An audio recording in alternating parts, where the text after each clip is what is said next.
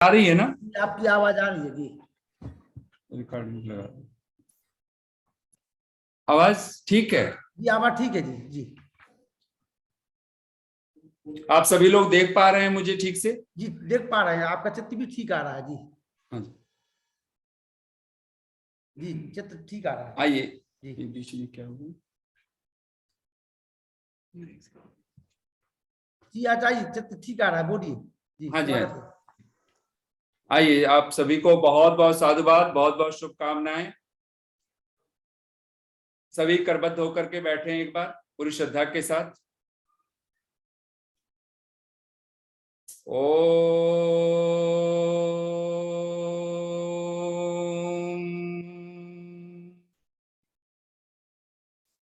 मधुमन्मे निक्रमणम् मधुमन्मे परायणम् वाचा वदामि मधुमत् भूयासं मधुसन्दृशः। ॐ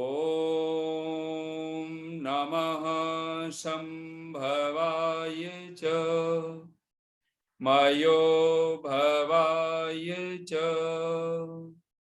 नमः शङ्कराय च मयस्कराय च नमः शिवाय च शिवतराय च। ओम शांति शांति शांति। आर्य समाज महरौनी ललितपुर के पावन तत्वावधान में यह पावन वैदिक सत्संग का कार्यक्रम, आप सभी को बहुत बहुत शुभकामनाएं, बहुत बहुत बधाई। नेट के माध्यम से पूरे भारतवर्ष, दिल्ली आदि अनेक प्रांत और खास करके आपका ये उत्तर प्रदेश से, ललितपुर से कार्यक्रम हो ही रहा है। तो इस आपके आर्य समाज महरौनी के पावन तत्वावधान में इस कार्यक्रम के सभी अधिकारी वर्ग, महिला समाज, पुरुष समाज और जहां से भी आप लोग इस नेट के माध्यम से देख रहे हैं, सुन रहे हैं, आप सभी को बहुत बहुत बधाई, बहुत बहुत शुभकामनाएं। उपस्थित धर्मप्रिय सज्जनों, मातृशक्ति, हम लोग इस समय जो चर्चा करने लगे हैं वह चर्चा का विषय है धर्म का स्वरूप। तो धर्म का जो स्वरूप है, धर्म क्या है, धर्म किसको कहते हैं और धर्म की महिमा किस भांति मनुष्य जीवन के साथ है, यह हम लोगों को विधिवत अगर एहसास है तो सचमुच में ये धर्म हम सब के जीवन को, जो हमारे जीवन का लक्ष्य है, जिसको हम मोक्ष कहते हैं, जिसको हम परमात्मा की प्राप्ति कहते हैं, उस परम लक्ष्य तक हम अगर पहुंचने का कोई मूल साधन है, वह धर्म है।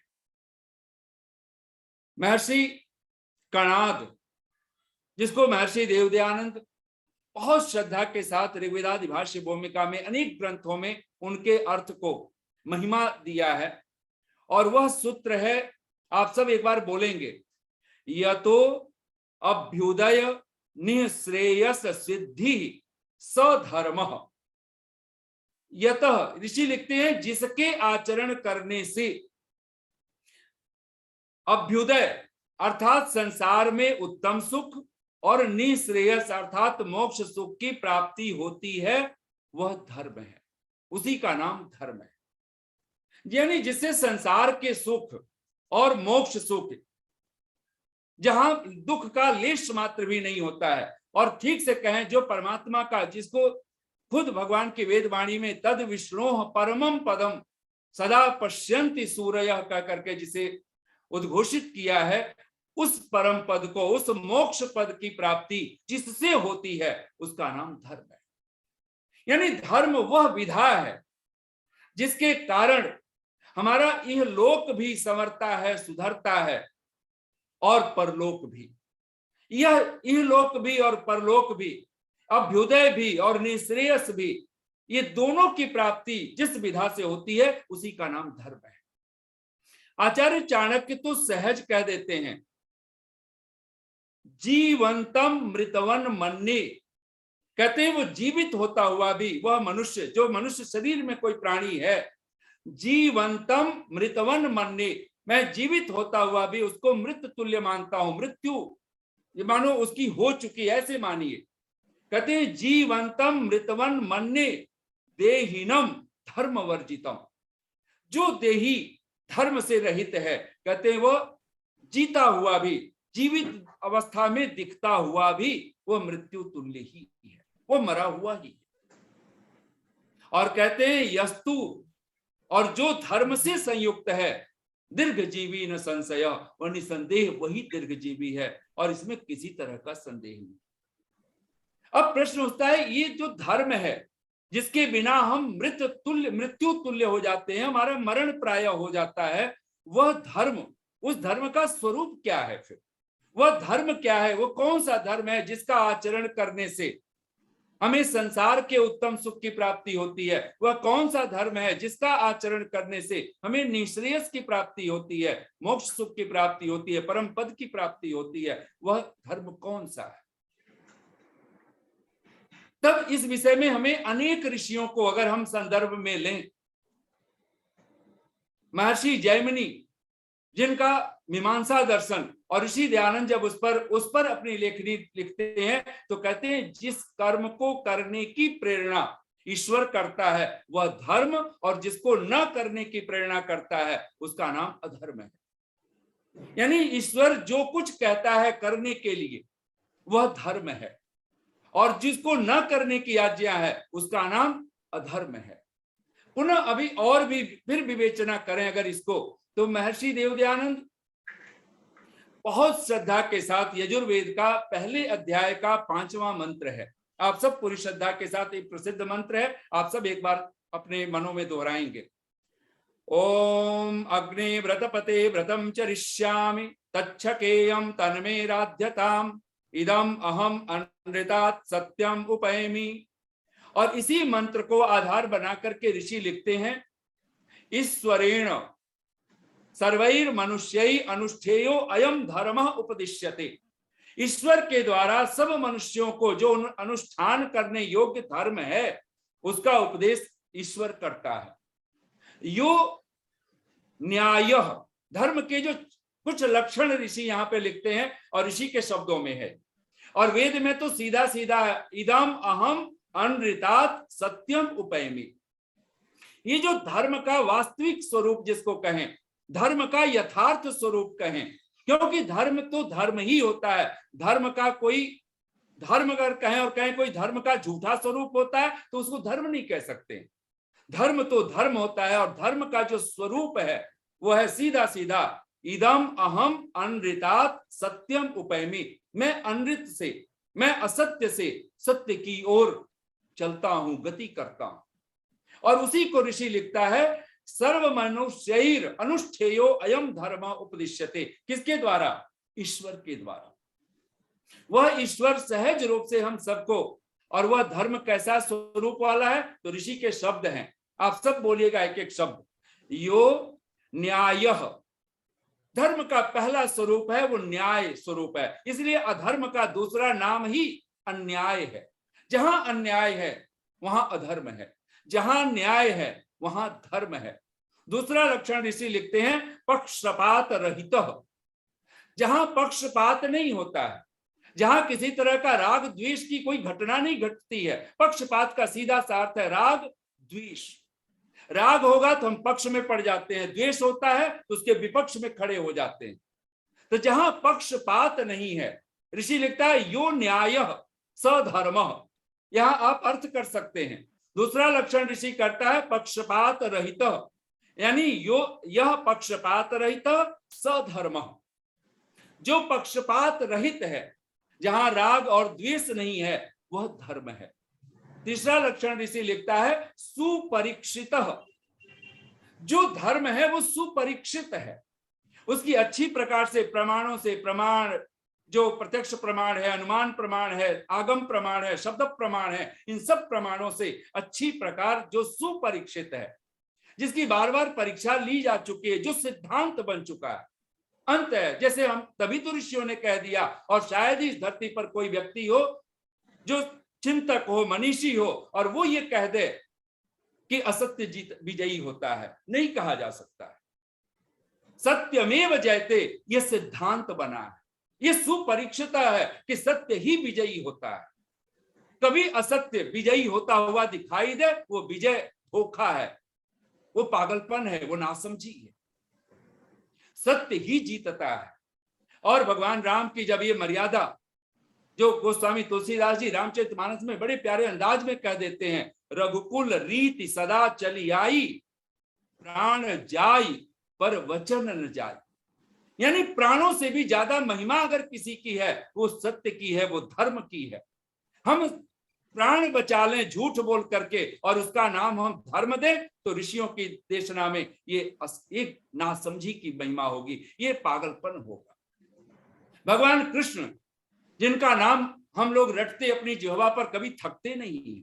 जिस राम कृष्ण की बात करते हैं, उन्हीं राम कृष्ण के नाम पर हम झूठ बोलने को भी हम कूटनीतिक उसको धर्म कह करके अगर हम कहें, तो इससे बड़ी नासमझी क्या हो सकती है। भगवान कृष्ण का तो उद्देश्य ही भगवत गीता में हम लोग पढ़ते हैं, परित्राणाय, आप सब बोलिए एक बार अपने मन में, परित्राणाय साधूनाम विनाशाय च दुष्कृताम धर्म संस्थापनार्थाय संभवामि युगे युगे। और ये जहां पर भगवान कृष्ण, ये योगेश्वर कृष्ण इस बात की प्रतिज्ञा करते हैं, ये हर ऋषि का, हर महापुरुष का, हर सतपुरुष का, हर आप्त पुरुष का ये परम लक्ष्य होता है। ये तीन ही उद्देश्य है। परित्राणाय साधूनाम, अगर वो क्षत्रिय भूमिका में है, छात्र भूमिका में है, तो परित्राणाय साधूनाम, वो साधुओं के, सज्जनों के परित्राण के लिए अपना जीवन, अपना तन मन धन सर्वस्व अर्पित कर देता है। विनाशाय च दुष्कृताम, और समस्त जो दुष्कर्म करने वाले, जो दुरितों से युक्त हैं, दुष्कर्मा हैं, जो असत कर्मा हैं, जो असत्य का जीवन जीने वाले लोग हैं, कहते विनाशाय च दुष्कृताम, ऐसे दुष्कर्मों का, दुष्टों का विनाश करने के लिए। और तीसरा कहा धर्म संस्थापनार्थाय, धर्म की संस्थापना के लिए। यानी भगवान कृष्ण का, अगर भगवत गीता भी बहुत सारे चिंतकों का एक बहुत मजेदार शब्द है, अगर पूरी भगवत गीता पढ़ें, पहला अक्षर धर्म क्षेत्रे, पहला शब्द ही धर्म है। और अगर फिर भी अगर उसको आदि और अंतिम शब्द को जोड़ दें अगर पूरी भगवत गीता के, तो पहला शब्द अगर भगवत गीता के पहले अध्याय का पहला श्लोक का पहला अक्षर धर शब्द अगर बने, अगर धर्म पूरा ना कहे, और अंतिम अक्षर ध्रुवा नीतिर मतिर मम, मम में से अंतिम म ले लें, तो धर्म शब्द में ही पूरी भगवत गीता समाप्त। अगर पूरी भगवत गीता भी अगर हमें धर्म से न जोड़ पाती हो, वेद जिसके लिए महर्षि देव दयानंद का ये अनुपम वाक्य जो स्वर्णिम अक्षरों में लिखने योग्य है, हम सबके सामने सतत रहना चाहिए, और वह वाक्य क्या है? वेद सब सत्य विद्याओं की पुस्तक है। वेद सब सत्य विद्याओं का पावन ग्रंथ है, धर्म ग्रंथ है, मूल है। इसलिए तो वेदों का जो वेद का अगर पहले ही सूत्र में ऋषि कहता है सब सत्य विद्या, अर्थात वेद विद्या। वेद का अगर कोई मूल अगर दूसरा नाम अगर रखे तो उसका नाम ही सत्य विद्या है। सत्यम वेदेषु जागर्ति, अगर वेदों में कुछ जागृत है, वेदों में कुछ जागरूक है, कुछ जागरूक चीज है, कोई तत्व है, उसका नाम सत्य है। और परम सत्य स्वरूप सच्चिदानंद स्वरूप परमात्मा तो है ही। धर्म का यथार्थ स्वरूप क्या है? जब ये मानस में हमारे बैठे, तो महर्षि देवदयानंद का ये शब्द बहुत श्रद्धा के साथ मस्तिष्क में रहना चाहिए। यो न्याय, जो न्याय से युक्त है वह सधर्म, वह धर्म है। यह पक्षपात रहित, जो पक्षपात रहित है अर्थात राग द्वेष से रहित है, वह धर्म है। सुपरीक्षित, शब्द प्रमाण, अनुमान प्रमाण, प्रत्यक्ष प्रमाणों से जो अच्छी प्रकार परीक्षा किया हुआ है, सधर्म, वह धर्म है। सत्य लक्षण अन्वित, जो सत्य ही लक्षणों से अन्वित है, सत्य लक्षणों से जो युक्त है, अर्थात सत्य ही जिसका पर्याय है। धर्म, गोस्वामी जी कह देते हैं, धर्म न दूसर सत्य समाना, सत्य के समान दूसरा कोई धर्म नहीं है, सत्कर्म नहीं। और जब हम धर्म शब्द बोलते हैं तो धर्म कर्म हम लोग इस साथ साथ शब्द बोला जाता है। धर्म जब आपके जीवन में आता है, आपका जीवन कर्म से ओतप्रोत हो जाता है। जिसको वेद की भाषा में अगर कहें, यजुर्वेद का 40वां अध्याय, जिस पर ऋषि दयानंद जब भाष्य करते हैं तो बहुत सहज रूप से ऋषि लिखता है, कुर्वन् एव इह कर्माणि जिजीविषेत शतम समाह। इस संसार में मनुष्य नर नारी अगर इस संसार में जीने की इच्छा करें, जिजीविषेत, तो क्या करते हुए, तो कहा कुर्वन् एव कर्माणि। ऋषि दयानंद वहां कर्म के 3 विशेषण लिखते हैं अपने वेद भाष्यों में। पहला, आप सब बोलिए, वेदोक्त, अर्थात जो वेदों में कहा हुआ है वह कर्म करते हुए हम 100 वर्ष जीने की इच्छा करें। दूसरा, ऋषि कहते हैं धर्म युक्त, जो धर्म से युक्त है, अर्थात सत्य आदि लक्षणों से युक्त है, न्याय आदि लक्षणों से युक्त है, उस कर्म को करते हुए हम 100 वर्ष जीने की इच्छा करें। तीसरा विशेषण ऋषि लिखता है निष्काम कर्मों को करते हुए। निष्कामता क्या है? सीधा सीधा अगर एक छोटा सा अर्थ बनाए, जब पुत्र ऐषणा, वित्त ऐषणा, लोक ऐषणा, ये 3 ऐषणाएं हमारे मानस में न हो, इन 3 की कामनाओं से रहित तो होकर के अगर हम परमार्थ की कामना से, आत्म तत्व की कामना से, और सीधा सीधा कहें तो परमात्मा की कामना से जब हम कर्म करते हैं, उसकी आज्ञा मान करके जब कर्म करते हैं, जिस कर्म का फल सीधा सीधा हम परमात्मा को ही चाहते हैं, मोक्ष को चाहते हैं, उस कर्म का नाम निष्काम कर्म। जहां हम पुत्र ऐषणा, वित्त ऐषणा, लोक ऐषणा, इस संसार की ये कामनाएं, इच्छाएं, और बहुत सहज रूप में अगर कबीर के शब्दों में हम कह दें तो चाह गई चिंता मिटी, जिसके लिए कबीर कह देते हैं चाह गई चिंता मिटी, मनुआ बेपरवाह, जिनको कछु न चाहिए सोई शाहंशाह। तो ऋषि कहता है यो न्याय, धर्म का लक्षण क्या है? कहते हैं यो न्याय पक्षपात रहित सुपरीक्षित सत्य लक्षण अन्वित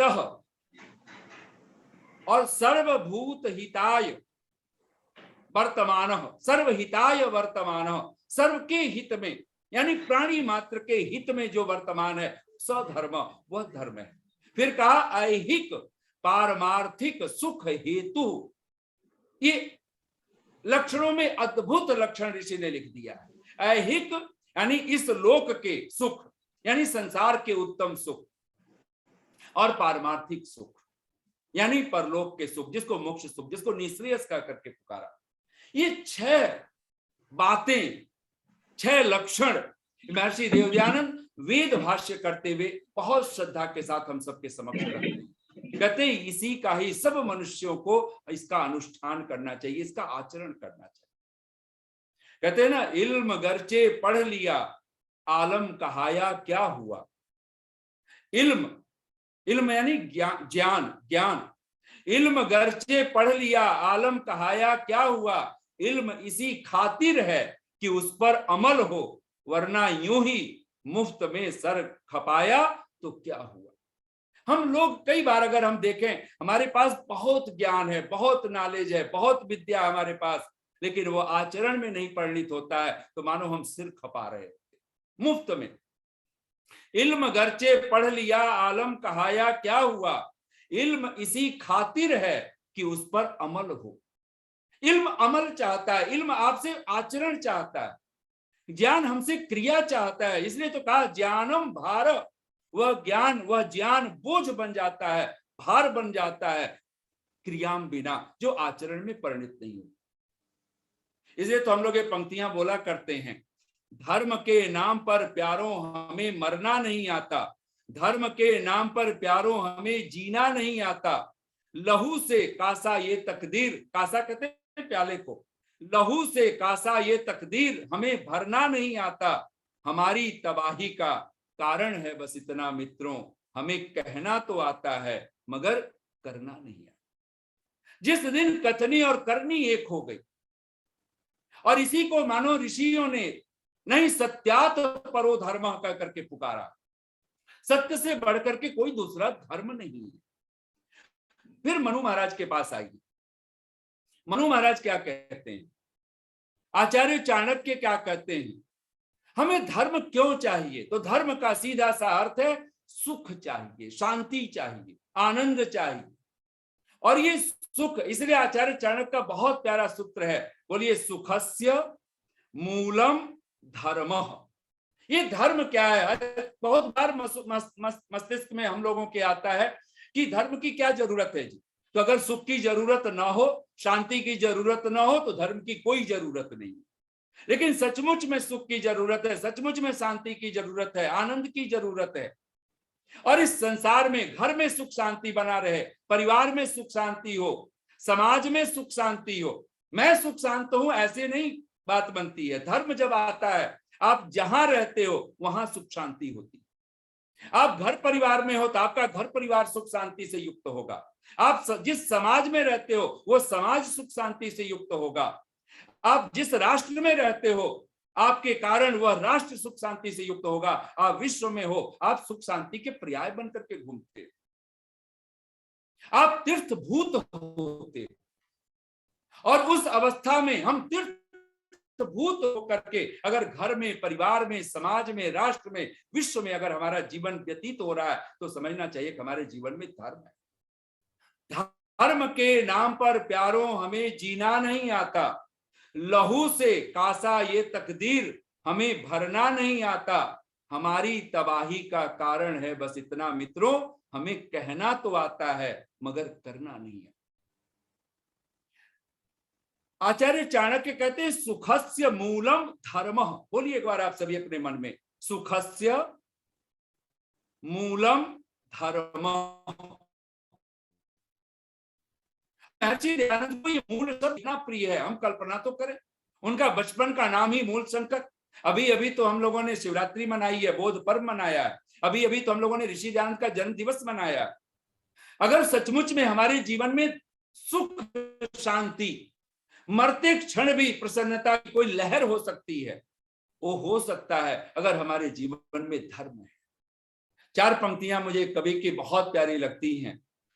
जिसका जीवन ज्वलित अगन है, जिसका जीवन ज्वलित अगन है, जिसका जीवन जन पोषण है, जिसका जीवन सतत हवन है, बस उसका जीवन जीवन है, उसका होता नहीं मरण है। अगर धर्म के थोड़े से शब्दों में मानो परिभाषित कर दिया है, जिसका जीवन ज्वलित अगन है, जिसका जीवन ज्वलित प्रकाशित जीवन है, जिसके जीवन में प्रकाश है। धर्म तो प्रकाश है, धर्म तो सत्यार्थ प्रकाश है। जिस जीवन में धर्म होगा वहां सत्य होगा, वहां सत्य का, सत्यार्थ का प्रकाश हो।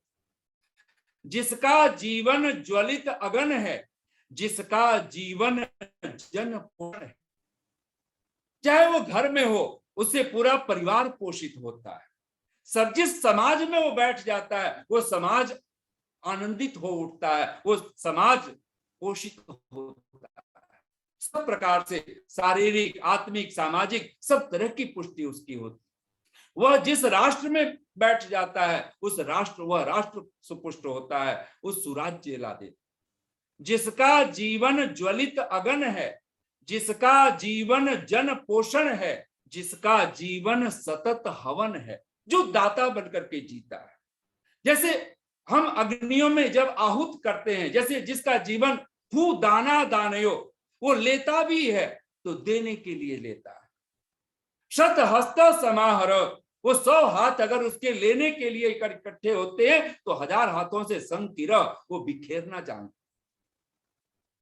जीवन तो उसी का है जो दाता बनकर के जीता है।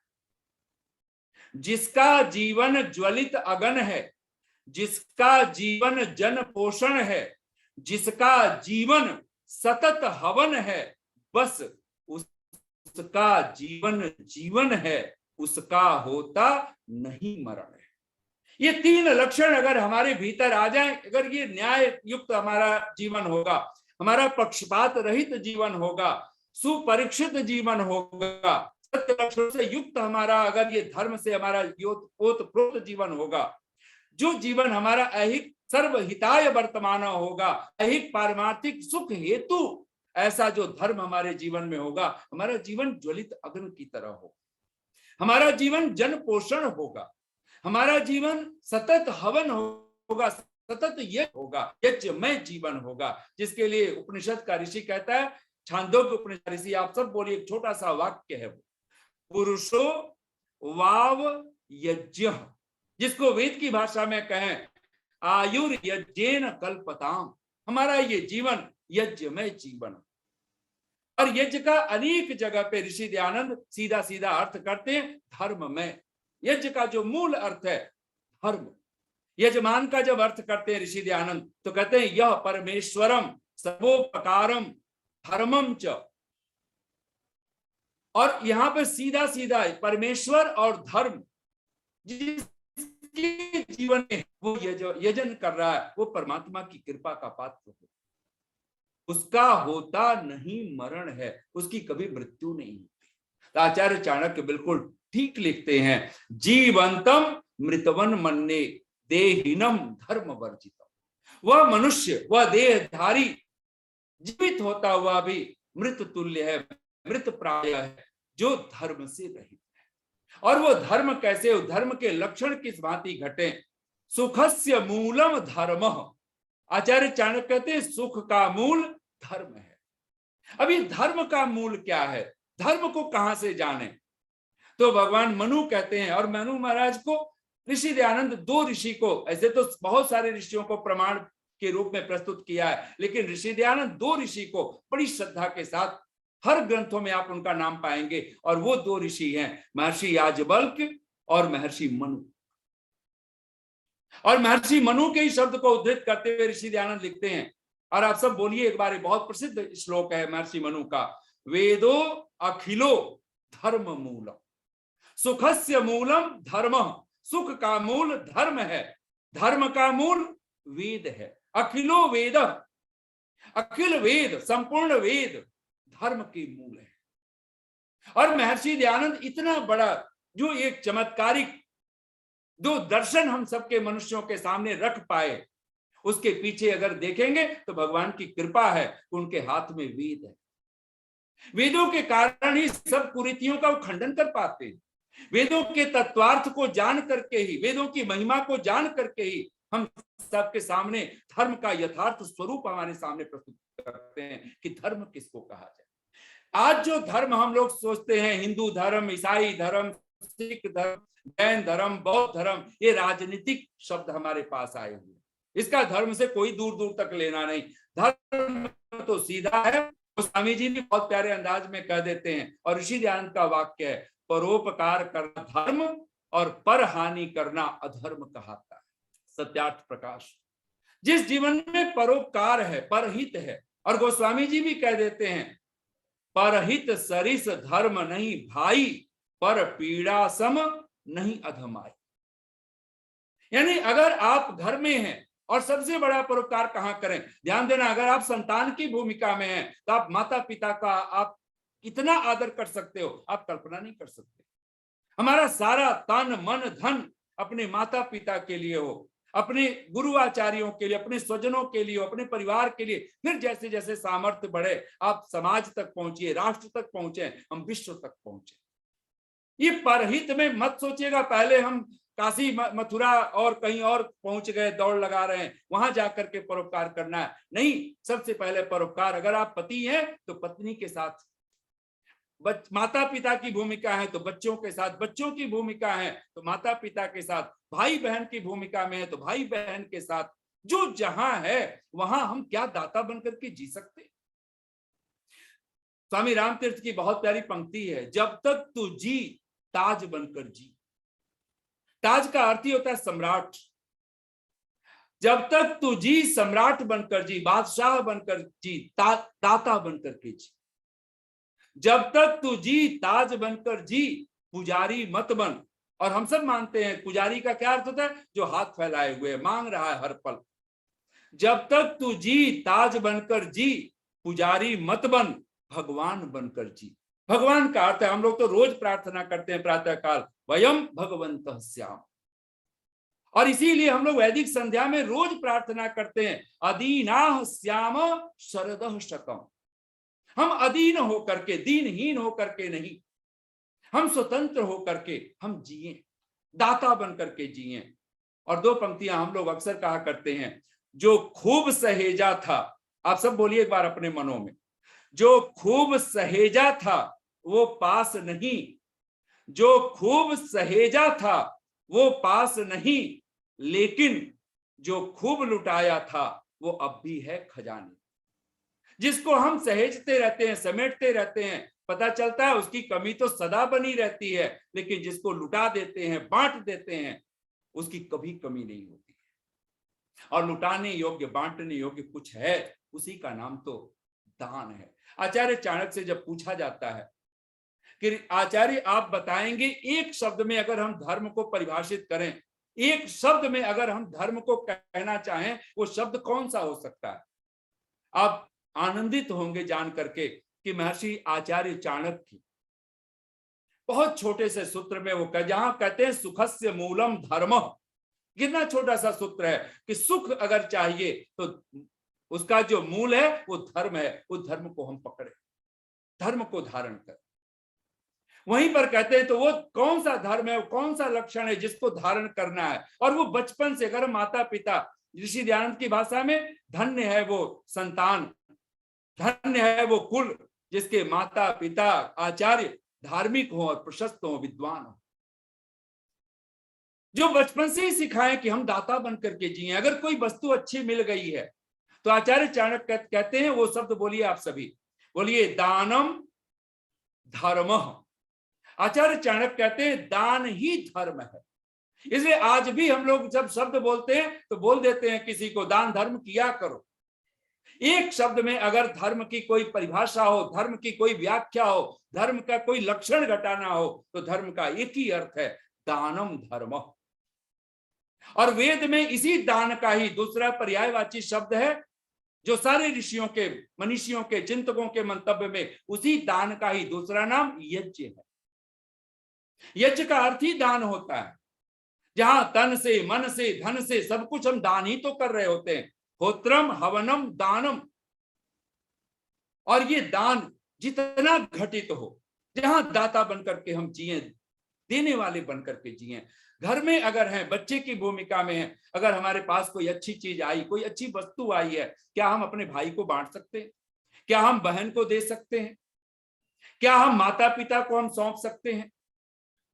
ये भावना जितनी गहरी होती जाएगी, दान की जितनी महिमा हमारे जीवन में। और ध्यान देना, हम लोग तो कहा करते हैं नादान वो नहीं है जो कम अक्ल है, कम बुद्धि वाला है। नादान वही है नादान जिसके जीवन में दान नहीं है। उससे बढ़ करके नादान इस धरती पर कोई दूसरा नहीं है। अगर आपके पास ज्ञान है, ज्ञान बांटना ही होगा और कोई दूसरा उपाय नहीं।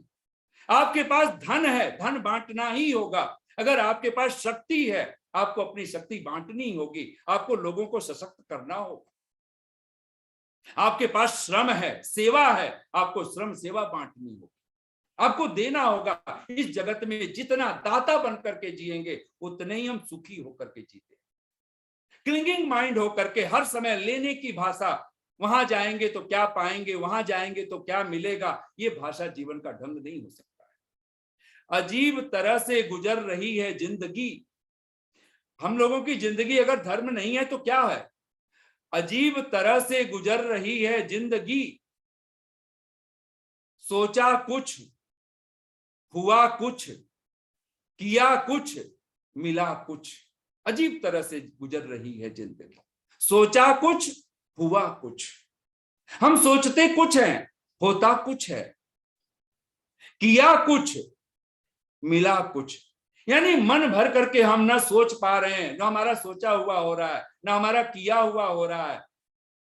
सोचा कुछ, हुआ कुछ, मिला कुछ, ये जिंदगी का ढंग बन रहा हो तो ये अजीब तरह से जिंदगी गुजर रही है, क्योंकि जीवन में धर्म नहीं है। और ये धर्म के लक्षण आचार्य चाणक्य कहते हैं सुखस्य मूलम धर्म, सुख का जो मूल है वो धर्म है। धर्म क्या है? आचार्य चाणक्य एक शब्द में कहते हैं दानम धर्म, दाता बनकर के जियो, दानशील बनो। और दान का ढंग कैसा है? अच्छी वस्तु जिसको आप खुद प्रयोग कर सकते हैं उसी का दान करने की कोशिश कीजिए। कभी भी दान के लिए ऐसे मत सोचिए, आजकल तो दान के घी, दान की सामग्री, दान के वस्त्र, दान के कंबल, ये ढंग नहीं हो सकता है। अगर क्वालिटी अगर आप नहीं मेंटेन करते हैं तो ध्यान देना, जो दिया है वही तो कई गुना होकर के हम तक वापस लौटने वाला है। अगर क्वांटिटी में दिया, केवल क्वांटिटी का ख्याल रखा, तो क्वांटिटी में तो मिलेगा पर कोई क्वालिटी नहीं मिलेगी। आज हम सबके पास अगर जीवन में दिखे, हमारे पास है क्या? परमात्मा हमसे चाहता है गुणवत्ता, वह गुणवत्ता हमें मिलनी चाहिए। परमात्मा केवल मात्रा की बात नहीं करता, आप कितना दान दे रहे हैं ये महत्वपूर्ण नहीं है, आप कैसा दान दे रहे हैं, किस भांति दान दे रहे हैं, वो दान बड़ा पूरी श्रद्धा के साथ। और यहीं पर महर्षि मनु कहते हैं वेदो अखिलो धर्म मूलम, धर्म का जो मूल है वो संपूर्ण वेद है, अखिल वेद। और आचार्य चाणक्य तो कहते ही हैं, वहां तो बहुत सहज रूप से वो कह देते हैं। आप सब बोलिए एक बार, वेद की महिमा में ऋषि आचार्य चाणक्य की क्या अद्भुत उनके जो उद्घोषणा है।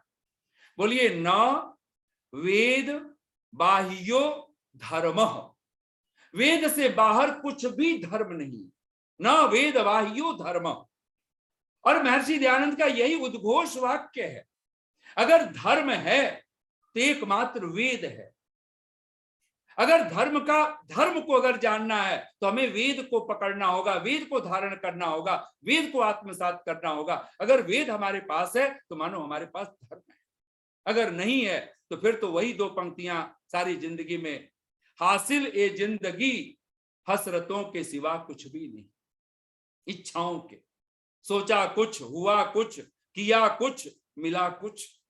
हासिल ए जिंदगी हसरतों के सिवा कुछ भी नहीं, लालसा इच्छाओं के सिवा। हासिल ए जिंदगी हसरतों के सिवा कुछ भी नहीं, ये किया नहीं, वो हुआ नहीं, ये मिला नहीं, वो रहा नहीं। ये चार नहीं में अगर जिंदगी बीत रही हो तो समझना चाहिए कि हमारे पास धर्म नहीं है, हमारे पास वेद नहीं है, हमारे पास सत्य नहीं है, हमारे पास परोपकार नहीं है, हमारे पास परमार्थ नहीं। अगर आपको ये धर्म शब्द को ठीक से समझना हो तो मैं एक और विशेषण लगाना चाहता हूं, परम शब्द लगा दो सभी चार जो हमारे पुरुषार्थ चतुष्ट हैं, जिसको पाने के लिए जीवन मिला है। परम धर्म, अगर आपके जीवन में परम धर्म होगा तो ध्यान देना, अर्थ ही नहीं मिलेगा, आपको परम अर्थ मिलेगा, परमार्थ मिलेगा। अगर आपके जीवन में परम धर्म होगा तो परमार्थ तो मिलेगा, आपके जीवन में परम काम मिलेगा, परम कामनाएं आपकी पूर्ण होंगी, हम आप्त काम होंगे, हम भद्र काम होंगे, हमारी हर कामनाएं, हम तृप्त होंगे, हम उस क्षण जो वही चाहेंगे जिसको चाहना चाहिए, जिसको पाने की आकांक्षा होनी चाहिए। और वो पाने योग्य अगर कुछ है तो स्वयं को पाएं, स्वयंभू परमात्मा को पाएं। धर्म का अर्थ, मूल अर्थ है स्वभाव। हम अग्नि का धर्म हम कहते हैं प्रकाश है, दाहकता है। मनुष्य का भी तो कोई धर्म है, मनुष्य का भी, और वो धर्म क्या है, वो स्वभाव क्या है, उस मनुष्यता को कौन प्रदान करने वाला है? तो मनुर्भव, जहां ये भगवान की वेदवाणी है तो मनु का अर्थ ही होता है अवबोध, मनु का अर्थ ही होता है ज्ञान। ये धर्म हम सबके जीवन का अंग बन सकता है। और मनु महाराज कहते हैं, आप सब बोलिए एक बार मनु महाराज के शब्दों में, वेदः स्मृतिः सदाचारः स्वस्य च प्रियम आत्मनः एतत् चतुर्विधम प्राहुः साक्षात धर्मस्य लक्षणम्। भगवान मनु एक तो धर्म के 10 लक्षण गिनाते हैं, धृति क्षमा दमो अस्तेयम, जो हम लोगों ने पढ़ा हुआ है। भगवान मनु वहीं पर धर्म के 4 साक्षात लक्षण कहते हैं, प्रत्यक्ष लक्षण कहते हैं। और वो 4 प्रत्यक्ष लक्षण कौन है? आप सब फिर से एक बार बोलिए। वेदः, स्मृति, सदाचारः, स्वस्य च प्रियम आत्मनः, एतत् चतुर्विधम प्राहो साक्षात धर्मस्य लक्षण। भगवान मनु कहते हैं धर्म के साक्षात लक्षण है चतुर्विधम, 4 प्रकार के लक्षण है, जिसमें पहला लक्षण है वेदः। ये भगवान की वेद वाणी। और ऋषि दयानंद को आप जहां भी पढ़ें, बार बार पढ़िए, आपको एक ही वाक्य मिलेगा, वेद की आज्ञा ही का पालन करना ही, जो वेद की आज्ञा है, ऋषि कहता है यही धर्म है। और जो वेद से विपरीत है, जो वेदों में जिसकी आज्ञा नहीं है करने की, अगर हम वो कार्य करते हैं तो हम अधर्म करते हैं। बहुत सीधा सा, सीधी सी परिभाषा। अगर हमारे पास वेद है, और इसीलिए ऋषि दयानंद ने परम धर्म, परम अर्थ, परम काम, और ये चीज जैसे ही आपके जीवन में आता है, परम पद हमको प्राप्त हो जाता है, और उसका नाम है मोक्ष। और ध्यान देना, ये मोक्ष मरने के बाद की बात नहीं है। ये जीते जी मुक्ति घटनी चाहिए, जीते जी मोक्ष घटना चाहिए, जीते जी राग द्वेष मिटना चाहिए। कौन है मोक्ष का अधिकारी? जिसके जीवन में परम धर्म उपविष्ट हो गया है। और ये परम धर्म क्या है? तो ऋषि का ही शब्द है, वाक्य है, हम सब बोलते रहते हैं। वेद सब सत्य विद्याओं की पुस्तक है। वेद का पढ़ना, पढ़ाना और सुनना, सुनाना सब आर्यों का परम धर्म है। ये परम धर्म है। और ऋषि दयानंद, अगर आप उपनिषद की भाषा में अगर आपने पढ़ा हो, ऋतं च स्वाध्याय प्रवचने च, सत्यम च स्वाध्याय प्रवचने च, तपश्च स्वाध्याय प्रवचने च, वहां ऋषि लिखता है ये जो धर्म के 12 लक्षण वहां प्रजाति पर्यंत है। अगर ये धर्म के उपनिषदों की भाषा में वो जो 12 जो लक्षण है धर्म के, ये कब हमारे जीवन में आते हैं? जब हम वेदों का स्वाध्याय और प्रवचन, यानी वेदों का पढ़ना और वेद का पढ़ाना हम जब नहीं छोड़ते हैं। किसी भी क्षण सब कुछ छोड़ा जा सकता है, लेकिन वेद को, वेद का पठन, वेद का पाठन, ये नहीं छोड़ा जा सकता। वेद का सुनना, सुनाना नहीं त्यागा जा सकता। अगर हम मनुष्य हैं तो सचमुच में ये क्रिया हमें करनी ही होगी। वेदः, स्मृति, ऋषियों के जो ग्रंथ हैं, ऋषियों के जो उपदेश हैं, जिनको स्मृति शास्त्र कह करके पुकारा गया, जिनको धर्म शास्त्र कह करके ही पुकारा गया, उन ग्रंथों को, ऋषियों की वाणी को हमें कभी नहीं छोड़ना। ये धर्म का दूसरा लक्षण है। सदाचार, सत्पुरुषों का जो आचरण है, सत्पुरुषों का जो आचार है।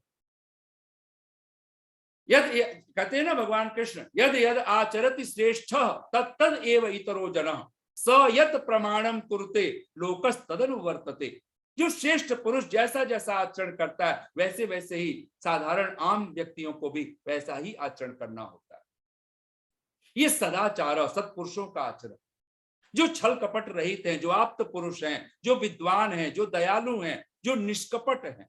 अगर आप ऋषि दयानंद का वेद भाष्य पढ़ें तो निष्कपट शब्द, विद्वान के विशेषण में एक शब्द लिखते हैं निष्कपट, एक शब्द लिखते हैं आप्त, और एक शब्द, तीसरा शब्द लिखते हैं दयालु। ये 3 लक्षण अगर घटते हैं तो निसंदेह वो विद्वानों में घट जाने चाहिए। और इनका आचरण, सदाचार, सत्य का आचार, सदाचार, सत्पुरुषों का आचार, ये धर्म का तीसरा लक्षण है। स्वस्य च प्रियम आत्मनः, और यहां तक कह दिया गया स्वस्य च प्रियम, जो आत्मा को प्रिय है। और आत्मा को क्या प्रिय है? हम लोगों को क्या प्रिय है? हम नहीं चाहते हैं कोई हमारे साथ छल कपट का व्यवहार करे, हम नहीं चाहते हैं कोई हमसे असत्य का व्यवहार करे, हम नहीं चाहते हैं हमसे कोई अभिमान का व्यवहार करे, छल कपट का व्यवहार करे। हमें भी किसी के साथ छल कपट का व्यवहार नहीं कर। हम सबसे मधुर वाणी का प्रयोग चाहते, सत्यम ब्रूयात प्रियम ब्रूयात, न ब्रूयात सत्यम अप्रियम। और इसी को तो कहा एष धर्मः सनातनः, यही सनातन धर्म है। अब सोचिए ना, अगर धर्म को और सीधा समझना हो, बहुत आसान कर लें। जो अधर्म नहीं, अधर्म हम किसको कहते हैं? अन्याय को अधर्म कहते हैं, असत्य को अधर्म कहते हैं, हिंसा को हम अधर्म कहते हैं। तो सीधा सीधा अर्थ हुआ, न्याय का नाम धर्म है। न्याय धर्मः, सत्य सत्यम धर्मः, अहिंसा परमो धर्म। हम लोग शब्द सुनते नहीं, ये, और इसी को अगर और भाषा में बहुत आसान शब्द कर करें तो ऋषि की भाषा में महर्षि मनु, इसको मानो ये वेद, स्मृति, सदाचार, स्वस्य च प्रियम आत्मन, जिसको कह करके 4 धर्म के साक्षात लक्षण कहता है ऋषि, उसी को मानो मनु महाराज 10 लक्षणों में उसको घटा देते। और आप वो 10 लक्षण भी आप सबको विदित है, आप सब बोलिए एक बार। धृति, क्षमा, दमो, अस्तेयम, शौचम, इंद्रिय निग्रह, धीर, विद्या, सत्यम, अक्रोध, दशकम धर्म लक्षण। यानी अगर ये लक्षण एक एक लक्षण, एक एक हर दूसरा लक्षण उसका मानो मीनिंग जैसा है। हमसे कोई पूछे धृति क्या है, हम बहुत बार सोचेंगे अरे धैर्य सब्र का नाम है, सीधा सीधा अर्थ लगाइए, धृति आपके जीवन में होगा, अगला लक्षण घटे तो समझना धैर्य है आपके पास, वो है क्षमा, सहनशीलता। अगर धैर्य होगा तो इसका मतलब क्षमा होगा आपके जीवन में। धृति क्षमा, और क्षमा है सहनशीलता है, इसका अर्थ क्या है तो दमः, आपका अपने इंद्रियों पर, मन पर आपके कंट्रोल होगा, आप उस पर नियंत्रण रख पाएंगे। अगर सहनशीलता है, इसका सीधा सा अर्थ है आपका अपने मन पर आपका कंट्रोल है, दमः। धृति क्षमा दमो अस्तेयम, और दम है आपके पास में, मन की आपके पास में मन पर नियंत्रण है, तो इसका अर्थ क्या है अस्तेयम, आपके जीवन में चोरी नहीं होगी, आप किसी की पराये पदार्थ की वस्तु की, यानी सीधा सीधा अगर कहा जाए आपके जीवन में एक वैराग्य की घटना घटेगी, आप संसार की कोई वस्तु, व्यक्ति, पदार्थ देख करके प्रभावित नहीं होंगे। आप किसी का पराये पदार्थ को, जिसको मां गृध कह करके वेद कहता है, आप लोभ लालच से हम सदा के लिए दूर हो जाएं। ये चोरी क्या होती है हम लोगों को सीधा तब पता चलता है जब कोई हमारी वस्तु चोरी हो जाए, छिन जाए, लुट जाए, तो पता चलता है कि अरे चोरी किसको कहते हैं, कितना महापाप होता है जब हम किसी की पराई वस्तु को बिना पूछे, बिना जांचे। और ध्यान देना, जब ये सारा कुछ किसका है, भगवान का है, और जब हम भगवान की वस्तु को भगवान का ना कह पाए, इसको अपना बना करके और अपने तथाकथित पुरुषार्थ को अहंकार से जोड़ करके और अपने आप को पुरुषार्थी कहते हो, तो हमसे बड़ा महाचोर कौन हो सकता है। ये सीधा सीधा अर्थ हमारे मस्तिष्क में घटित होनी चाहिए। ये लक्षण एक एक करके आप घटाते जाएंगे तो धर्म का जो पहला लक्षण धैर्य है, ये अगला अगला लक्षण मानो उसकी मीनिंग है, और ये लक्षण जाते जाते कहां जाता है, सत्यम, 9वां लक्षण है सत्य। और सत्य अगर आपके जीवन में होगा तो 10वां लक्षण घटित हो जाना चाहिए, उसका नाम है अक्रोध। क्रोध विदा हो जाए, बैर विदा हो जाए, द्वेष विदा हो जाए। मैंने सुना है एक बहुत बड़ा चिंतक,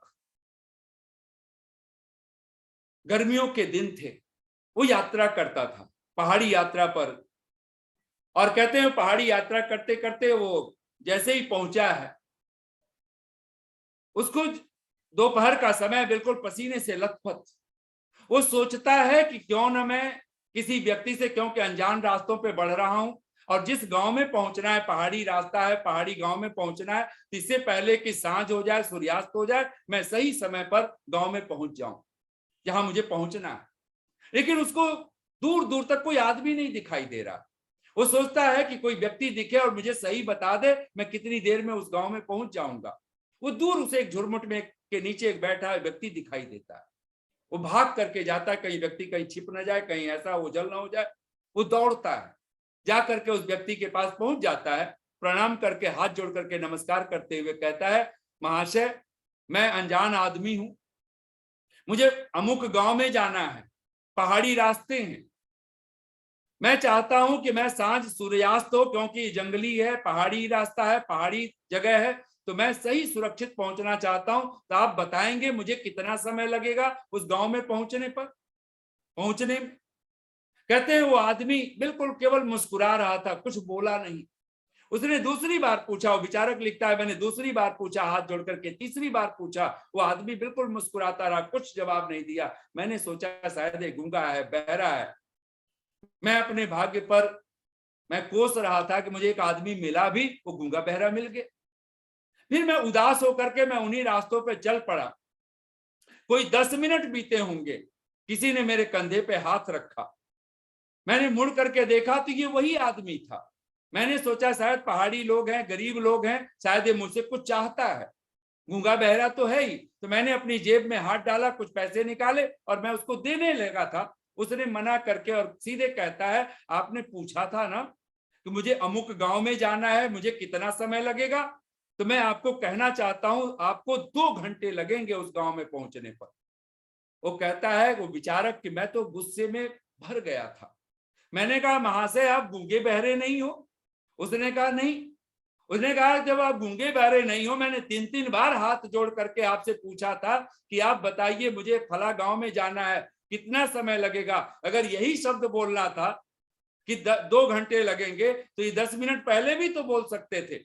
इसके लिए मेरे पीछे पीछे 10 मिनट यात्रा करने की क्या जरूरत थी? और कहते हैं विचारक लिखता है कि उसने जो उत्तर दिया, मैं उसके चरणों में नतमस्तक हो गया।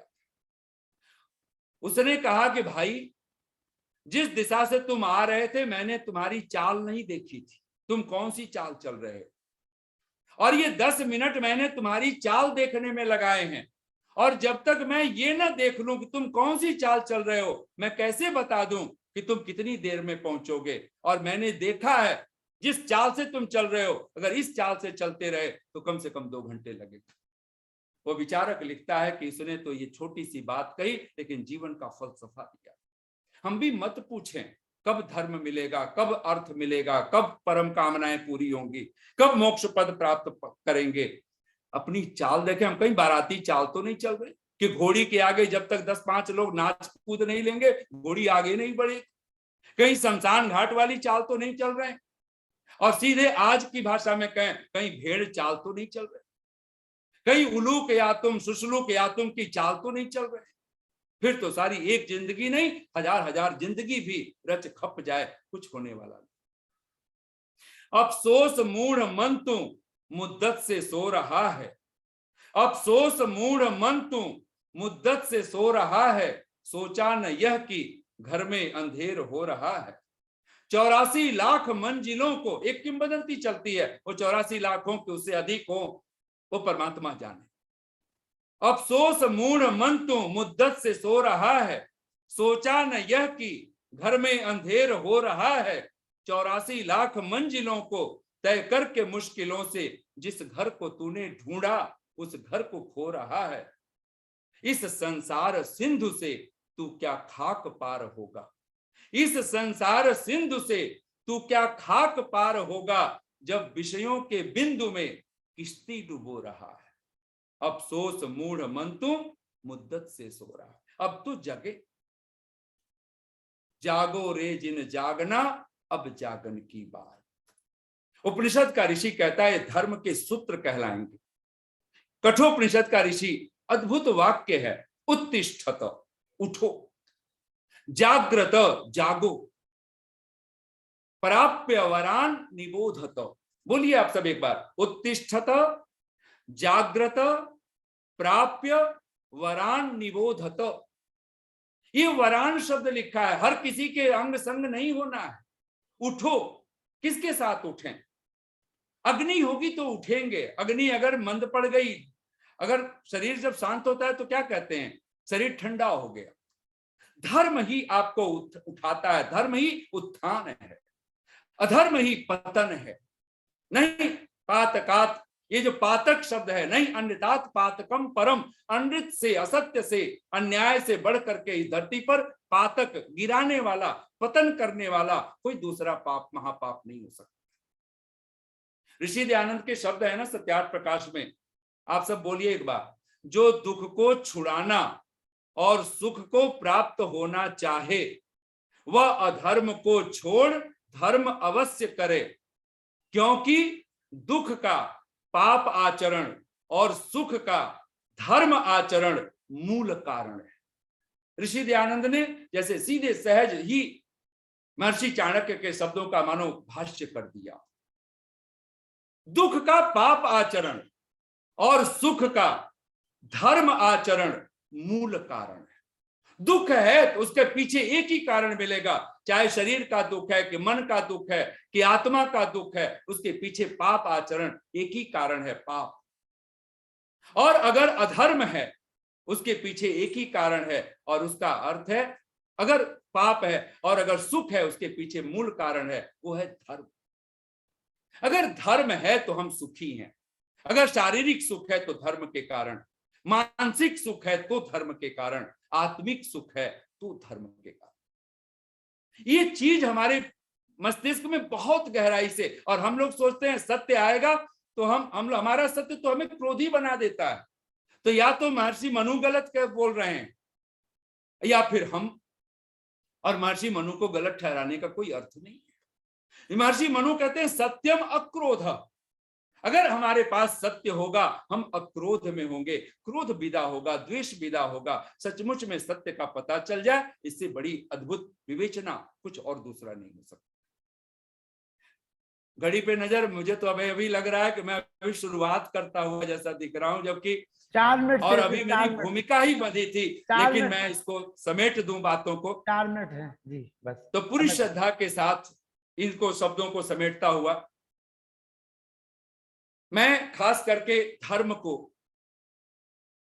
और इसको महर्षि वेदव्यास, एक शब्द में इसको बहुत गहरे से आप पकड़िए। मैंने बहुत सारी बातों को रखा है। ये धर्म शब्द क्या है?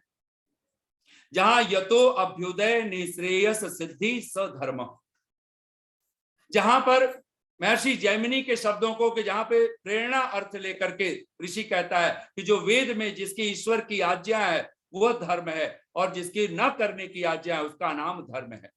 वेद की भाषा में अग्ने व्रत पते व्रतम चरिष्यामि तच्छकेयम तन्मे राध्यताम इदम अहम अनृतात् सत्यम उपैमि। हम असत्य से सत्य की ओर चलें, जिसको ऋषि कहता है यो न्यायः पक्षपात रहितः सुपरीक्षितः सत्य लक्षण अन्वितः सर्वहिताय वर्तमान ऐहिक पारमार्थिक सुख हेतु अस्ति। इन सब लक्षणों को लेकर के जब ऋषि कहता है, जहां पर वेद स्मृति सदाचार स्वस्य च प्रियम आत्मनः एतत् चतुर्विधम प्राहो साक्षात धर्मस्य लक्षणम कह करके महर्षि चाणक्य जब कहते हैं दानम धर्मः, जब हमने इतनी सारी विवेचनाओं में धृति क्षमा आदि के माध्यम से दशकम धर्म लक्षणम कह करके हम लोगों ने विचार किया, वहीं पर बहुत श्रद्धा के साथ हम लोग एक बात मस्तिष्क में बिठा लें, और वह शब्द है दर्पण में मत ढूंढो चेहरे की सलवटें। दर्पण में मत ढूंढो चेहरे की सलवटें, या वो दर्पण दिखा दो जो मन की झुर्रियां दिखा सके।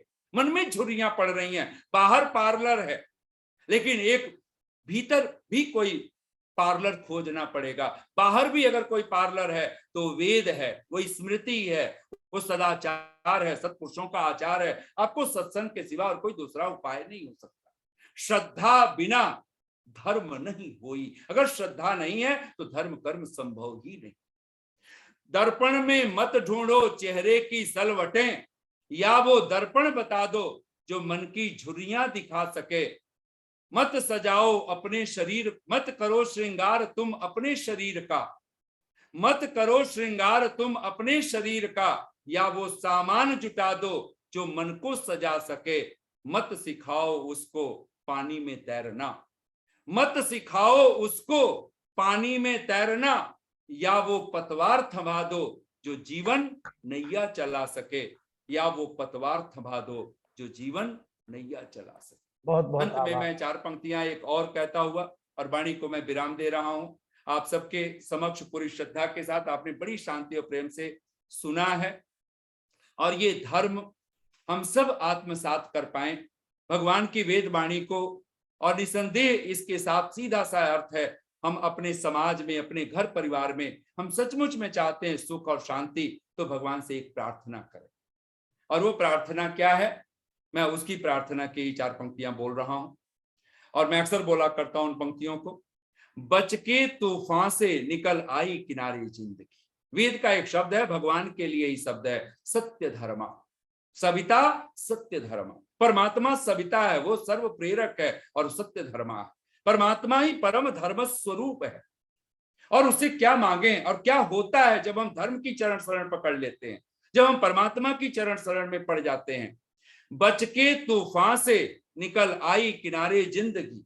जैसे ही धर्म की हमने शरण पकड़ी है, परमात्मा की चरण शरण ली है, बच के तूफान से निकल आई किनारे जिंदगी।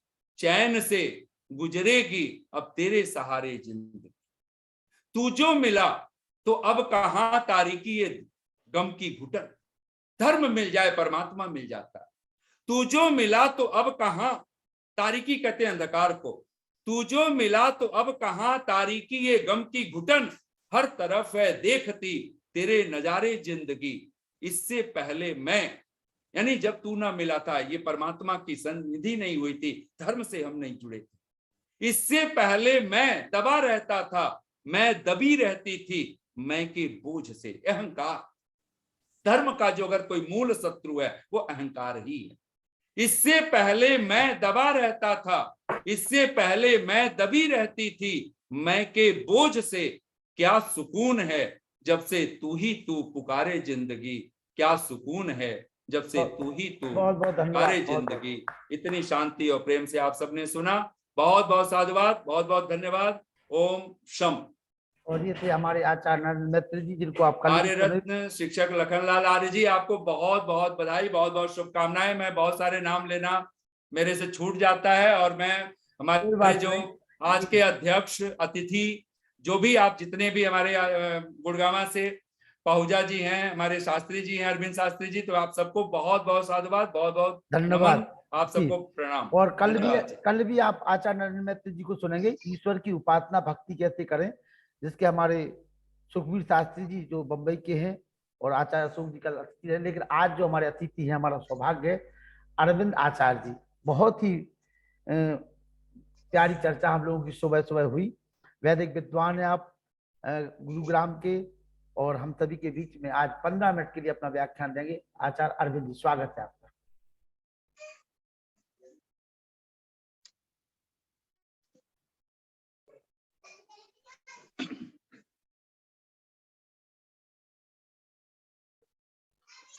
जी आचार्य बोलिए। आवाज आ रही है क्या?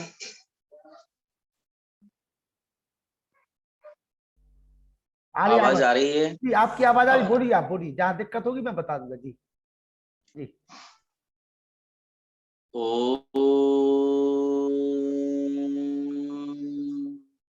तद विष्णोः परमं पदं सदा पश्यन्ति सूरयः दिवीव चक्षुरा ततं दिवीव चक्षुरा ततम्। ॐ शान्तिः शान्तिः शान्तिः।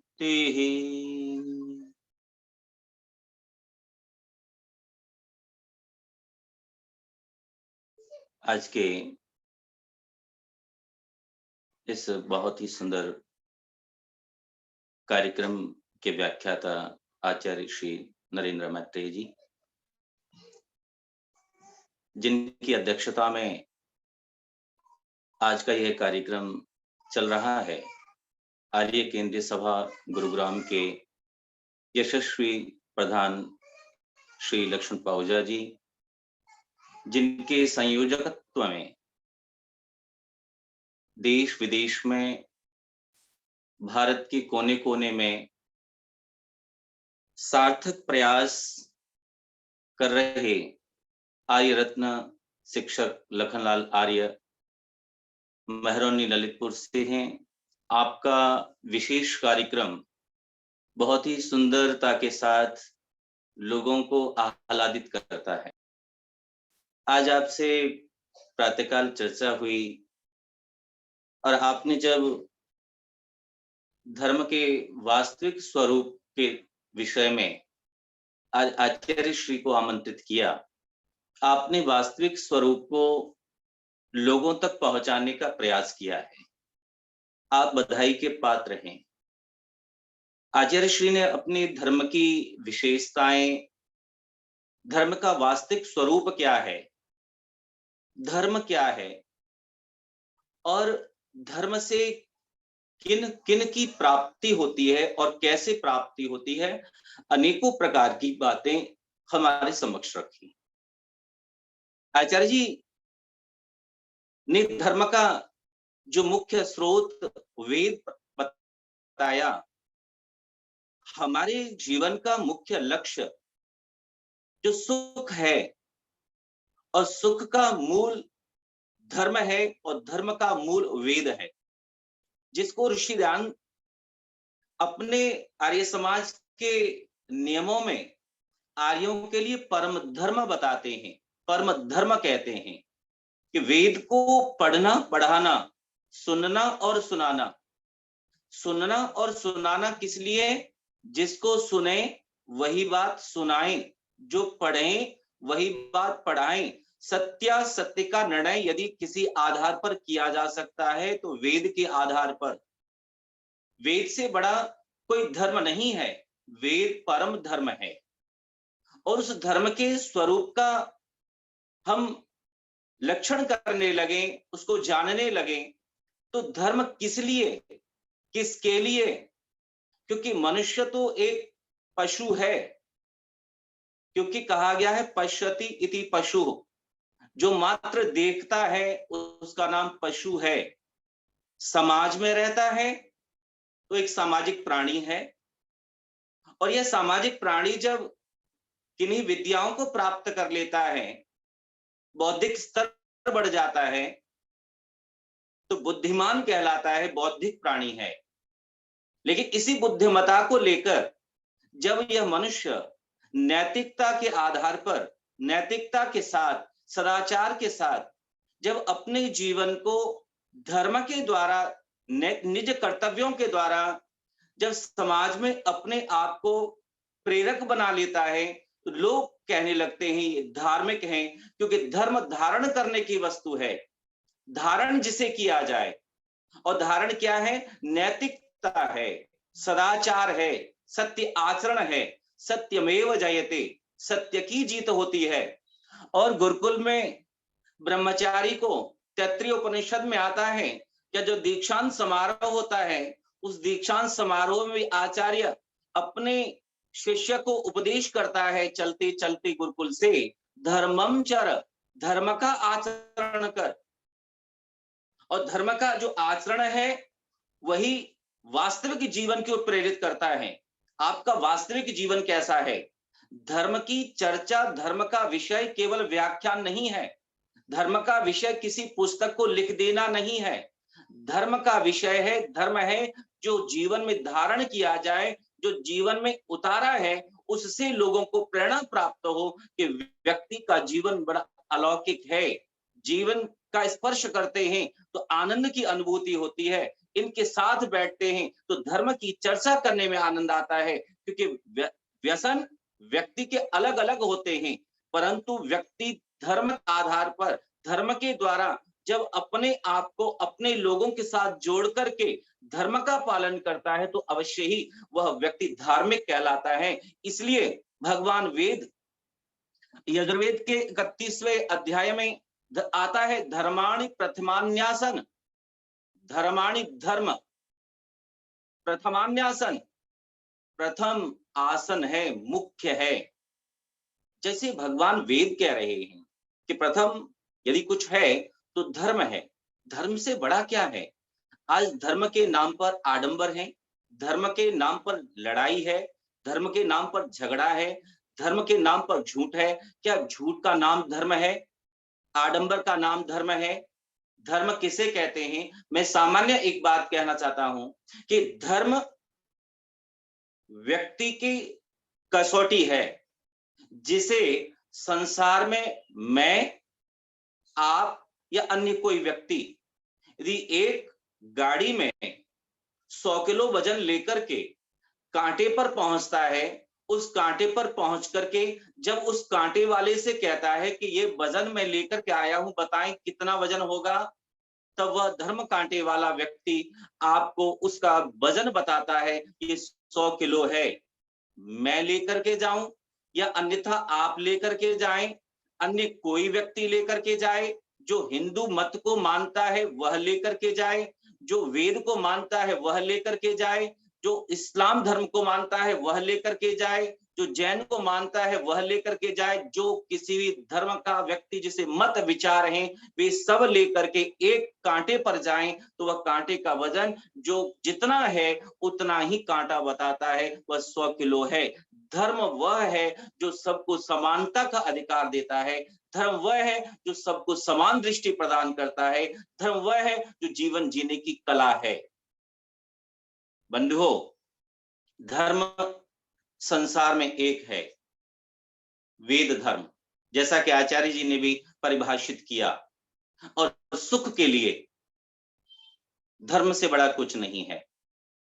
दान का देना धर्म है, दान की वृत्ति धर्म है, और जो धर्म से अर्थ को प्राप्त करे वह व्यक्ति अपने जीवन में धर्मात्मा बन जाता है, क्योंकि वह धर्मात्मा व्यक्ति धर्मार्थ कार्य करता है, और जो धर्मार्थ कार्य करता है वही धर्मात्मा कहलाता है। और धर्मात्मा व्यक्ति की इच्छाएं अवश्य पूर्ण होती हैं, और जब धर्मात्मा की इच्छाएं पूर्ण होती हैं, कामनाएं पूर्ण होती हैं, जिस व्यक्ति की इच्छाएं कामनाएं पूर्ण हो जाती हैं वही तो परम मोक्ष को प्राप्त होता है, मुक्ति को प्राप्त करता है।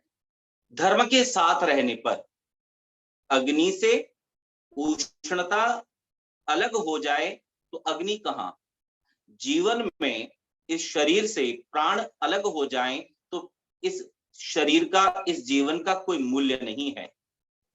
सूर्य की उष्णता और सूर्य का प्रकाश यदि सूर्य में न हो तो सूर्य निरर्थक है। चांदनी के बिना चांद निरर्थक है, उसका कोई महत्व नहीं है। पौष्टिक तत्व के बिना अन्न व्यर्थ है, और हम अपने जीवन में जिसके बिना व्यर्थ जीवन हो जाता है उसका नाम धर्म है।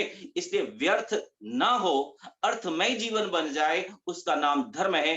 धर्म के द्वारा ही जीवन का महत्व होगा। जीवन में धर्म का होना अत्यंत आवश्यक है। जैसा कि ऋषिवर दयानंद ने जहां आर्य समाज के नियमों में अपनी बात को रखा, मैंने जिस तरह वेद की बात को कहा कि प्रमुख स्थान यदि संसार में किन्हीं का है तो वेद कहता है प्रथमान्यासन, प्रथम स्थान, प्रथम जो आसन है वह धर्म का है। अब धर्म को परिभाषित हम दर्शन की भाषा में, जी दर्शन की भाषा में, क्योंकि दर्शनेन इति दर्शनः, जिसके द्वारा देखा जाए उसका नाम दर्शन है। और दर्शन किसके द्वारा करते हैं? आंखों के द्वारा। आंखों से हम संसार को देखते हैं। संसार को देखने का माध्यम आंखें, नेत्र हैं। संसार को देखने का, संसार में रहने का माध्यम धर्म है। और धर्म व्यक्ति को आगे ले जाता है, धर्म व्यक्ति को सुखमय बना देता है, धर्म व्यक्ति के जीवन में आता है तो आह्लाद उत्पन्न कर देता है। जीवन को प्रसन्नता से युक्त करने वाले कार्य का नाम धर्म है, और धर्म के बिना जीवन निरर्थक है। इसलिए धर्म को अपने जीवन में उतार लेवें, धारण कर लेवें, और जब धारण कर लेते हैं तो हम अपने जीवन में नैतिक आचार से, नैतिक विचारों से, नैतिक व्यवहारों से हम लोगों के बीच में अपने धर्म का प्रचार और प्रसार करते हैं। क्योंकि मेरा कार्य यही है, और लोग आपको आपके वास्तविक स्वरूप को देख करके प्रसन्न होते हैं, और वास्तविक स्वरूप आपको प्राप्त होता है धर्म से, धारण करने से।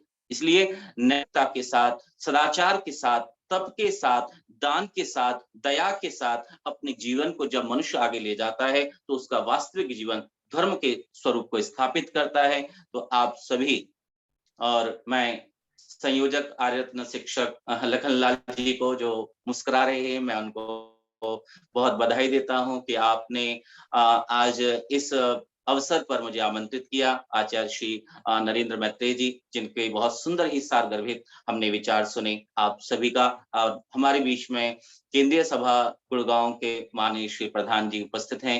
वे बड़े ध्यान से, और भी लोग जो यहाँ पर जुड़े हुए हैं, बड़े ही तन्मयता के साथ, बड़ी ही प्रसन्नता के साथ आप सुन रहे थे। आप सबका बहुत बहुत धन्यवाद। ओम शांति। नमस्ते जी। और हमारा सौभाग्य है आचार्य अरविंद जी के आज मोक्षराज जी जुड़े हुए हैं। मैं निवेदन करूंगा मोक्षराज जी से, अजमेर वाले जो हैं, कि एक बार वीडियो खोल करके सामने आ जाए हमारा सौभाग्य है। हमारे विजय कुमार शर्मा जी जो भीलवाड़ा के हैं, जो धर्म के साथ साथ दान का कार्य कर रहे हैं, मैंने मना भी किया था उनको कि मुझे धन की आवश्यकता नहीं है अभी वर्तमान में, लेकिन फिर भी मेरे मना करने के बावजूद भी आर्य समाज महरौनी के लिए उन्होंने 5100 की राशि प्रदान की है। मैं उनका बहुत बहुत आभारी हूँ। डॉक्टर सुनील कुमार जी जो पंचगव्य पर काम कर रहे हैं, वो भी हमारे बीच में जुड़े हुए हैं। डॉक्टर हमारे वेद प्रकाश जी जो रोहिलखंड विश्वविद्यालय में प्रोफेसर हैं, वो भी जुड़े हुए हैं। पंडित बाबूलाल द्विवेदी जी ललितपुर जनपद के हमारे बहुत ही विद्वान हैं, जिनके शिष्य हैं जुगल किशोर तिवारी जी जो आईपीएस एसोसिएशन उत्तर प्रदेश के प्रदेश अध्यक्ष हैं और वर्तमान में डीआईजी मुरादाबाद हैं। उनके गुरु हमारे बीच में जुड़े हुए द्विवेदी जी, मैं उनको भी प्रणाम करता हूँ। और मैं चाहता हूँ कि 5 मिनट का समय राजस्थान से जो हमारे डॉक्टर मोक्षराज जी हैं, उनको अब 2 और 3 अप्रैल को एक नए विषय के साथ सुनेंगे, लेकिन अभी केवल हम 5 मिनट का समय चाहते हैं, उनका आशीर्वाद हमें मिले। सम्मानित डॉक्टर मोक्षराज जी, आइए। आपने अमेरिका में बहुत पुरुषार्थ किया, बहुत काम किया है, आज हमारे बीच में है, चाहते कि उनका आशीर्वाद मिले। इसके बाद हम अपने लक्ष्मण जी जो पाहूजा जी है केंद्रीय प्रधान, उनका आशीर्वाद लेंगे। और हमारे बीच में मनोहर लाल जी जो गुरुकुल चोटीपुरा के बहुत अच्छे कर्मठ समर्पित कार्यकर्ता है, उनका भी 2 मिनट का आशीर्वाद लेंगे। डॉक्टर मोक्षराज जी, स्वागत है आपका। सम्मानित सदन, ये मेरे लिए अप्रत्याशित है लखन जी कि आपने आज एकदम से लिंक भेजा, और मैं तो सोच रहा था आज एक भूमिका बनेगी, मैं देखूंगा किस इस तरह के हमारे विद्वान लोग इसमें जुड़े हुए हैं, और अचानक ये आपने मुझे बोलने के लिए कह दिया। तो निश्चित रूप से मैं इन 2 विद्वानों को सुनने के बाद बहुत कुछ कहने की स्थिति में नहीं हूँ, ये बिल्कुल अप्रत्याशित है मेरे लिए। और 2-3 तारीख को भी यदि इसी तरह से ऑनलाइन है तो कोई परेशानी नहीं है, वो हम ज्वाइन कर लेंगे। ऑनलाइन कार्यक्रम। हाँ, फिर कोई परेशानी, कोई प्रॉब्लम नहीं है, ऑनलाइन ही चलेंगे फिर तो। जी। ठीक है, तो उसके लिए तो हमारी सहमति है आपको, आप जो भी विषय देंगे। और बहुत अच्छा लग रहा है कि हम लगभग ये 63 63 वर्णा होता है, यहाँ पर 63 विद्वान उपस्थित हैं।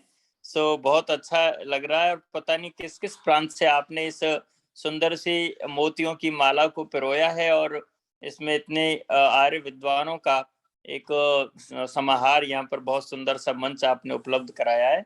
तो आप बहुत अच्छे से काम कर रहे हैं। डॉक्टर विजय आर्य जी का मेरे पास दिन में फोन आया था कि आप कभी उनको बुलाएंगे। मैं तो इस बात को लेके परेशान था कि अपने शेड्यूल में से इतना दूर जाना आना कैसे होगा, तो ये तो बहुत ही आसान कर दिया आपने, क्योंकि दूसरे कार्यक्रम भी होंगे। आने वाले दिनों में होलिका का उत्सव आना है, जिससे हम लोग, मैं काफी समय से इस ओर यत्नशील रहा हूँ कि जिस कॉलोनी में रहा उस कॉलोनी के अंदर होली को एक वैदिक स्वरूप के साथ, जो ऋषि दयानंद जी ने वासंती नवसृष्टि के रूप में पुनरुद्धार त्योहारों का, इन पर्वों का किया है, तो उस दृष्टि से पिछले 17 वर्ष से हम लोग अपनी कॉलोनी में मनाते थे। अब हम इसे और व्यापक रूप दे रहे हैं 20 डिस्ट्रिक्टों में, भिन्न भिन्न प्रमुख स्थलों पर। तो ये ऋषि दयानंद की दी हुई जो होलिकोत्सव की एक नव चेतना है, नया विचार है, वासंती नवसृष्टि का एक प्राचीन, हमारा जो एंशिएंट इंडिया का एक पुरानी थीम है, उसको लेकर आगे हम बढ़ रहे हैं। तो उस ओर जितने भी मित्र जुड़े हैं, वो अपने आसपास कॉलोनीज में, अपने गांवों में, नगरों में महर्षि के उस विचार को, जिसमें ज्यादा से ज्यादा हम लोग गाय के उपले ले सकते हैं, गौ की समिधाएं ले सकते हैं। पहले समय में तो हम लोगों को बचपन से ही थोड़ा सा गोबर देके, और कई दिन तक, 1 महीने तक चलता था, गोल गोल गुड़लियां बनाते थे, ढाल बनाते थे। तो वो चीजें, ताकि प्रदूषण अधिक न हो, तो उस ओर हम लोग धीरे धीरे लौट रहे हैं। और ऋषि दयानंद जी ने तो हमारे समस्त वानस्पत्य संभारों का ध्यान रखते हुए यज्ञ की एक महान प्रक्रिया को जो कहा है वासंती नवसृष्टि पर, नए अन्न के साथ, उसको हम लोग सबसे बेहतर ढंग से करते और कराते आ रहे हैं पिछले इन 140 साल से।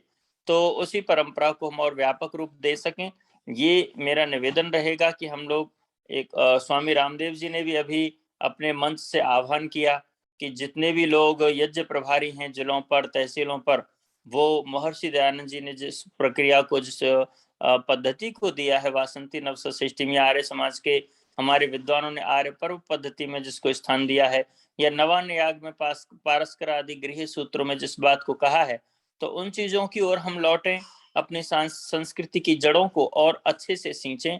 इस हेतु हम संकल्पबद्ध हैं। सो उस ओर हमें व्यापक काम करने की आवश्यकता है, ताकि ना जितना प्रदूषण हो रहा है वो भी ना हो और लोगों को नई चीज सीखने को मिले। बिल्कुल नए लोगों में भी हमने कुछ कॉलोनियों में इस प्रयोग को जब किया तो उन्हें हट करके कुछ अच्छा लगा, तो हम लोग इस तरह का काम भी कर सकते हैं।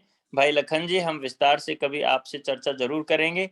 आज तो आपने एकदम से ना, जैसे व्यक्ति अपना वीडियो ऑफ इसलिए कर लेता है, वो देखता रहता है सबको, अभिचाक सीती चलता रहता है, तो उस और आपने एकदम से लो भैया आओ सामने प्रकट हो किस अवस्था में हो, तो उस जी। रूप में आपने एक अनुन्मीलित किया। मैं केवल मोक्षराज जी जो है लोगों को सरप्राइज ही देता हूँ। जैसे आज आपने मुझे सरप्राइज दिया, हमारा आपका वादा था 2 और 3 उसका अप्रैल का, आज इसी आप उपस्थित हो गए, हमारा सौभाग्य।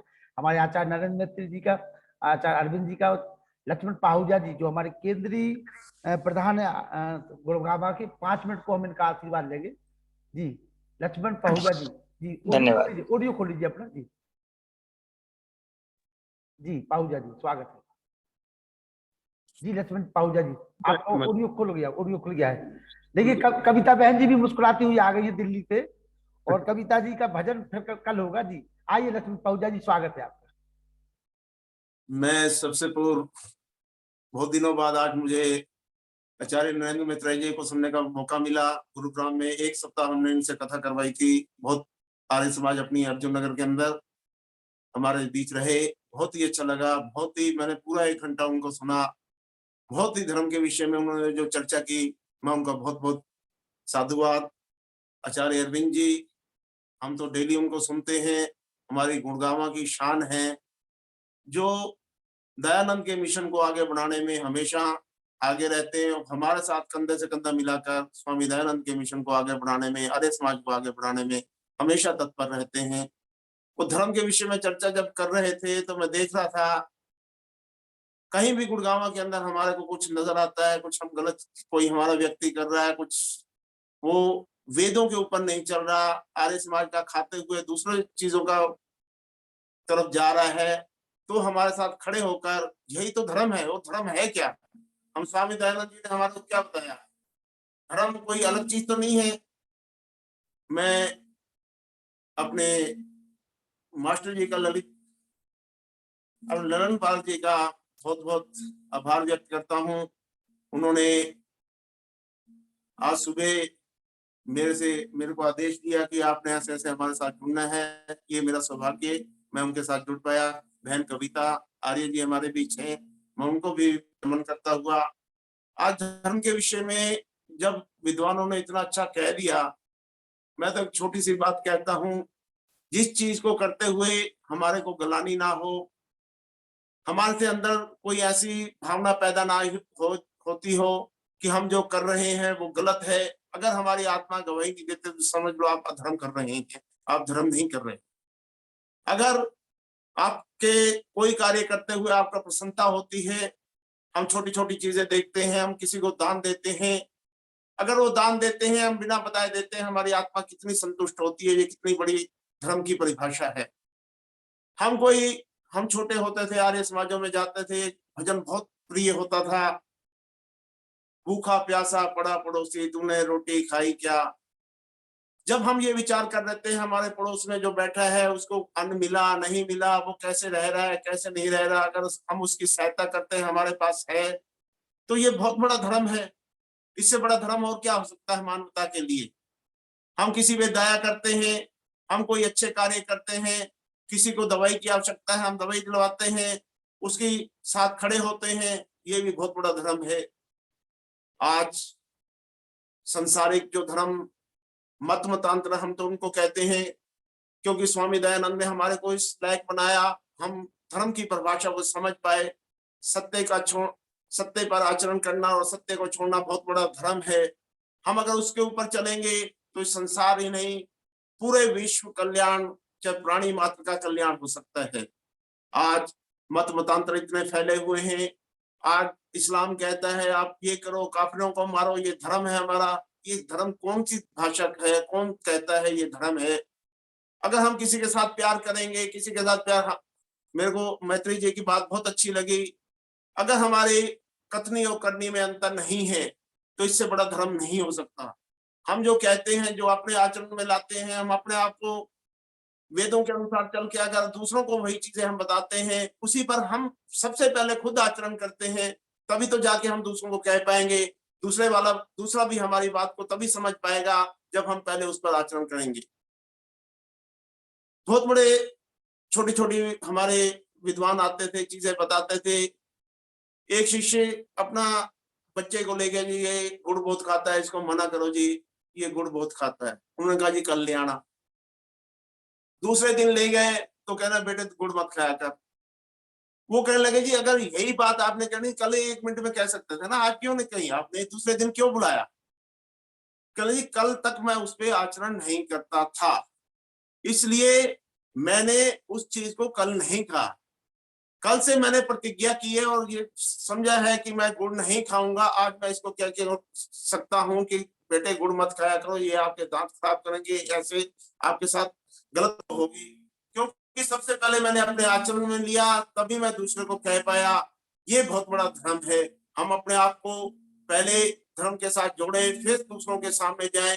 हम कहें कुछ, हम यहाँ बैठकर बहुत बड़े बड़े भाषण दें, हम अपने बड़े बड़े विद्वानों को आज देखते हैं, बहुत बड़ी बड़ी बातें हम करते हैं, परंतु अगर हम अपने आचरण में नहीं लाते तो सब व्यर्थ है।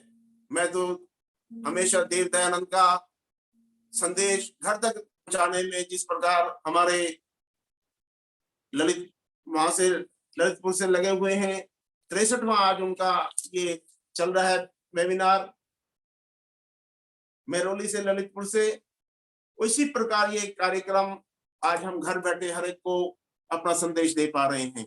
ये बहुत बड़ी, हम कोरोना काल था, हम इकट्ठा नहीं कर पा रहे थे, हम भी गुरुग्राम के अंदर भी काफी दिनों तक हम ये करते रहे। आज भगवान की दया से हम बड़े बड़े फंक्शन भी कर रहे हैं। पीछे स्वामी दयानंद का ही जन्म दिवस हमने बहुत अच्छे तरीके से मनाया, स्वामी श्रद्धानंद जी का बलिदान दिवस भी बहुत अच्छे तरीके से मनाया। उसी प्रकार आज जो चीजें हम सामने नहीं दे पा रहे, इसके माध्यम से पता नहीं कहां से हमारे साथ जुड़ते हैं, विदेशों से भी जुड़ते हैं। आप सभी जितने भी इसके संयोजक हैं, मैं उनको बधाई देता हूं। इसी प्रकार देव दयानंद के मिशन को आगे बढ़ाते रहे। मैं पुनः आचार्य वृंद का और बहन कविता जी का सबका हृदय से आभार व्यक्त करता हूं। आपने मुझ जैसे छोटे से आर्य समाज के कार्यकर्ता को, देव दयानंद के छोटे से अपने कार्यकर्ता को इतना बड़ा सम्मान दिया। मैं पुनः आप सभी का आभार व्यक्त करता हूँ। ओम शांति। धन्यवाद। मैं लक्ष्मण पाहुजा जी आपका बहुत बहुत आभार। मैं निवेदन करूंगा मनोहर लाल जी जो गुरुकुल चोटी पर आके बड़े बाबू बहुत अच्छा कार्य कर रहे हैं, 2 शब्द आभार व्यक्त करें। नमस्कार जी, सभी को धर्म चर्चा में भाग लेने वाले महानुभावों का, विशेष रूप से दोनों आचार्य जी नरेंद्र जी और अरविंद जी का, जिन्होंने अपने विशेष मतलब शब्द दिए, और उनके मार्गदर्शन पर हम सभी चलेंगे और आगे भी यही रहेगा कि आप अपना विशेष मार्गदर्शन जारी रखें। नमस्कार जी। ऑडियो बंद कर लो, बंद कर लो। मैं निवेदन करूंगा नवीन चंद्रा जी जो हमारे बहुत ही अच्छे कार्यकर्ता हैं। नवीन जी आप आ जाइए एक बार। नवीन जी स्वागत है आपका, आप उत्तराखंड से हैं जी, और हम सभी का सौभाग्य कि आप भी मुक्तराज जी की तरह पहली बार जुड़े हुए हैं। 2 शब्द जी नवीन चंद्रा जी। सभी विद्वजनों को सादर नमस्ते। और ये जो कार्यक्रम आर्य रत्न शिक्षक रतनलाल जी और आचार्य नरेंद्र मैत्री जी, आपने जो कार्यक्रम आज चलाया बहुत बढ़िया और बहुत सार्थक, सारगर्भित, और मेरा मानना सोचना ये है कि इस तरह के कार्यक्रम सतत चलते रहना चाहिए, और जिससे हम कार्यक्रम को सुने और सुनने से विचार बने, और विचार की जब अधिकता हो जाएगी तो मुझे लगता है कि एक दिन वो कर्मों में भी आएंगे। और जब आर्य समाज इस तरह से कार्यक्रम करते रहेगा तो इससे आर्य समाजी और पूरे परिवार इससे जुड़ेंगे, और धीरे धीरे आर्य समाज भी इससे जुड़ेंगे। तो यदि आर्य समाज अपने सैद्धांतिक रूप से खड़ा हो जाएगा तो इस इस राष्ट्र समाज में जो व्याप्त त्रुटियां और जो कमियां हैं वो अवश्य ही जो है उसकी भरपाई हो पाएगी और एक अच्छे राष्ट्र और समाज का निर्माण हो पाएगा। और जो राजस्थान से डॉक्टर मोक्षराज आचार्य जी ने जो कुछ भी कहा मैं ध्यान से सुना और उससे पहले मैंने सुना, लेकिन इनकी बातें कुछ मुझे हृदय में बैठ गई कि जितनी भी आप लोगों ने कार्यक्रम एक अभियान की तरह चला रखा है, ये निश्चित ही जो है एक बहुत बड़ा उपकार करेगा। और जिस तरह से स्वामी रामदेव जी ने वो एक हेल्थ टूरिज्म कार्यक्रम चला रखा है कि उस टूरिज्म में भी है और उसमें हेल्थ भी है, वो नेचुरोपैथी इत्यादि का कैंप चलाते हो, तो ऐसे ही जो है आध्यात्म टूरिज्म यदि चल जाए तो बहुत बढ़िया रहेगा। उसमें यह होता है कि गर्मी की छुट्टी में यदा कदा जब भी अपना समय मिले तो पहाड़ी स्थानों पर, ठंडे स्थानों पर, अल्मोड़ा, पिथौरागढ़ या इधर उत्तरकाशी की तरफ या जहां भी जो है ठीक समझा जाए वहां पर वो है आध्यात्मिक टूरिज्म भी हो जाए और प्रचार कार्य भी, दोनों चीज। तो एक थोड़ी सी विचार बिंदु है। बाकी आप लोगों ने बहुत अच्छा एक कार्यक्रम नवीन जी अब आपको प्रतिदिन जुड़ना है और इसी प्रकार से हम आपको सुनते रहेंगे, जुड़ते रहेंगे। और मैं निवेदन करूंगा पंडित बाबूलाल द्विवेदी जी से कि वो अपना आशीर्वाद दे दें। पंडित बाबूलाल द्विवेदी जी जो हमारे, बहुत बहुत धन्यवाद। पंडित बाबूलाल द्विवेदी जी जो हमारे ललितपुर जनपद के एक यशस्वी विद्वान हैं और जैसा कि मैंने पहले बताया था कि आपके शिष्य इस समय वर्तमान में DIG मुरादाबाद हैं और IPS एसोसिएशन के प्रदेश अध्यक्ष पंडित जुगल किशोर तिवारी जी, आप उनके गुरु जी हैं। तो शब्द हमें अपने आशीर्वाद में दे दें। अवध बिहारी तिवारी जी, उनका पूरा परिवार जुड़ते हैं, बहुत बहुत आभार उनका। अगर भाभी जी कुछ बोलना चाहें तो मैं उनको 2 मिनट के लिए बुला दूं। अवध बिहारी तिवारी जी, लखनलाल तिवारी जी यदि जुड़ चुके हो तो 1 मिनट के लिए ऑडियो खोल लें अपना। लखनलाल तिवारी जी, अवध बिहारी तिवारी जी, भाभी जी ऑडियो खोलिए अपना। जी भाभी जी ऑडियो खोलिए। अवध बिहारी तिवारी जी, भाभी जी का ऑडियो खोल दीजिए। चलिए, चंद्रकांता जी, माता जी, और सुरेश कुमार गौतम जी जो हमारे अमेरिका से जुड़ते हैं प्रतिदिन। नमस्ते जी नमस्ते जी। बताइए कैसा लग रहा कार्यक्रम आपको? ये आर्य समाज के विद्वानों को सुनकर के कैसा महसूस कर रही हैं आप, बताइए। जी सर, बहुत अच्छा जी, बहुत ज्ञान में है जी। कुछ नया मिल रहा है कि नहीं मिल रहा आपको? नहीं, क्यों नहीं मिलेगा, नया मिल रहा है। जी जी जी। तो बराबर में जुड़िए आप और लोगों को जोड़िए, सबको, जो भी आपके रिश्तेदार हैं, जो भी मिलने वाले हैं, सबको बताइए कि वेद की गंगा बह रही है और एक से एक विद्वान वेदों के अपना ज्ञान बांटने के लिए, अपना दान देने के लिए कल भी आपको बहुत अच्छा सुनने को मिलेगा। जी लखनलाल तिवारी जी, ये हमारे युवा सामाजिक कार्यकर्ता हैं। लखन तिवारी जी बताइए, ऑडियो खोल लीजिए। तिवारी जी बोलिए। जी तिवारी जी बोलिए, कैसा लगा कार्यक्रम? लखनलाल जी ऑडियो खोलिए। जी बोलिए, सीधे बैठिए लखनलाल जी, पहले तो सीधे बैठिए लखनलाल जी। थोड़ी सी संस्कार यही मिलते हैं आर्य समाज में। हम बैठे हैं, बुला रहे हैं, वो आप लेटे हुए। जी बोलिए तो सब। नहीं, अब संस्कारों को लेके अभी सब लोग नहीं जुड़े हैं। जी बोलिए। तो अब एक तो मैं सभी लोगों से परिचय नहीं हूँ, तो सभी को सदर नमन करता हूँ। अभी नहीं समझ पाओगे, अभी काफी समय लगेगा। आज पहले दिन जुड़े हो, जुड़ते रहिए, धीरे धीरे सबको समझ जाओगे। जुड़ो जुड़ो। जी, आप जो वो विचार आप संगठन चला रहे हैं उसी के माध्यम में विचार रखने हैं ना? नहीं, अब पहले उसको सुनिए, आप समझिए, सुनेंगे समझेंगे तो अपने आप विचार आपको आने लगेंगे। अभी देखिए माता चंद्रकांता जी को सुनिए आप। चंद्रकांता जी, चंद्रकांता जी आ जाइए 2 मिनट के लिए। चंद्रकांता जी, चंद्रकांता जी, जी बोलिए। चंद्रकांता जी। भाई लखनलाल जी। जी बोलिए माता जी। आदरणीय भाई लखनलाल जी। जी माता जी, मेरा आपको सादर प्रणाम। सादर चरण स्पर्श। और सभी विद्वानों को, मुख्य वक्ता जी को बहुत सादर नमन, शत नमन, उनका बहुत बहुत आभार और अभिवादन। आज का विषय धर्म के ऊपर बहुत सुंदर था लक्षण तो बार बार यही सुनते हैं, लेकिन थोड़ा सा चूक हम लोगों में हो जाती है कि बार बार सुनने से हमारे हृदय पर अगर अंकित हो जाते हैं और उस पर हम आचरण करते हैं तो वो आचरण बहुत सुंदर होता है, वो हमारे जीवन का निर्माण करता है। तो इसी आचरण के विषय में थोड़ा सा लिखा है जो सुना था कि ज्ञान की परीक्षा होती है व्यवहार से, ज्ञान की परीक्षा होती है व्यवहार से, कर्म जो भी ज्ञान पूर्वक होते हैं वेद के आधार से। धर्म अधर्म का अंतर जान बिताए जीवन यात्रा के पल पल संसार में, सुधारे नव निर्माण करें अपना धीरे धीरे ज्ञान के सुधार से। अपना ज्ञान सुधारेंगे तभी हमारा व्यवहार सुधरेगा और उसको धारण भी करें। कर कर यतन मुक्ति पाए कुसंस्कार से, कर्म अच्छे करेंगे, अच्छे देखेंगे, आसपास अच्छे लोगों के पास रहेंगे, अच्छे वातावरण में सुनेंगे तो हमारे संस्कार भी अच्छे बनेंगे।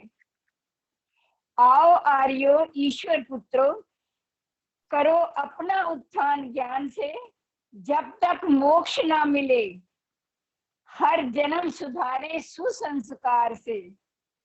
हर जन्म सुधारे सुसंस्कार से। धन्यवाद, धन्यवाद चंद्रकांता जी, धन्यवाद।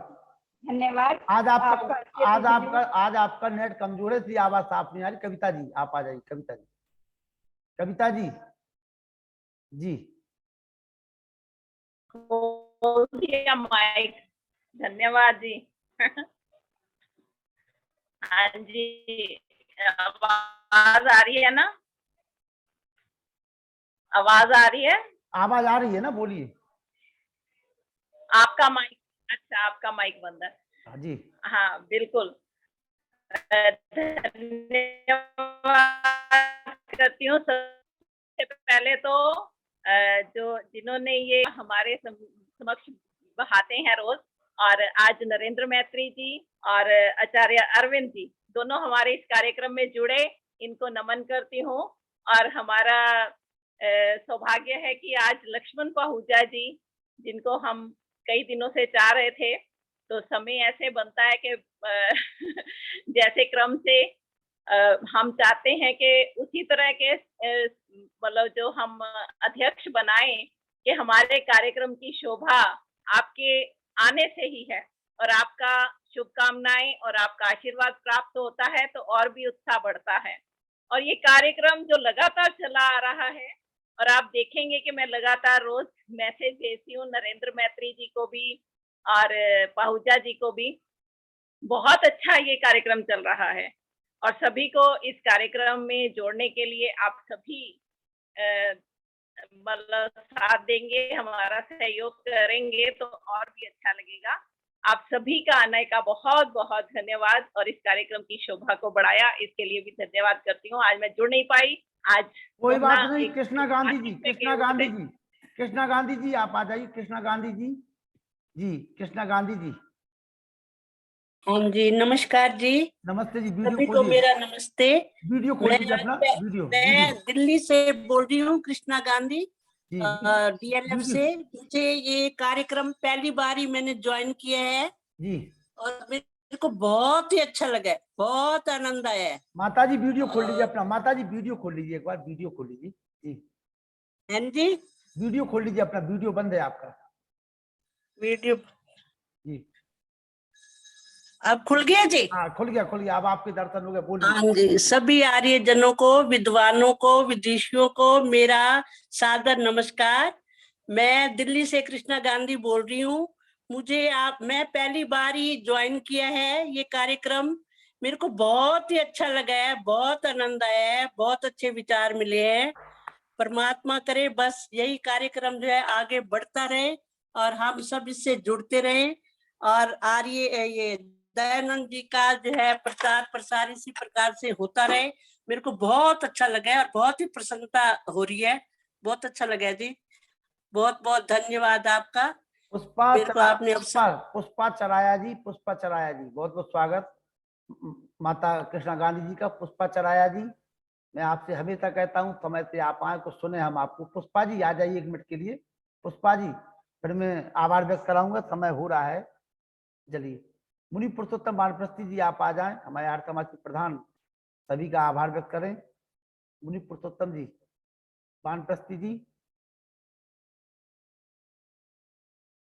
सुनील आर्य जी, डॉक्टर साहब, निश्चित रूप से आपकी ऑनलाइन क्लासें चलती रहती हैं, आपने समय निकाला। सुनील जी जो हमारे पंचगव्य पे बहुत अच्छा प्रवचन करते हैं, उनको भी हम सुनेंगे आगे। पुरुषोत्तम द्विवेदी जी, मुनि पुरुषोत्तम वानप्रस्थी जी, जी मुनि जी वीडियो खोलिए मुनि जी अपना,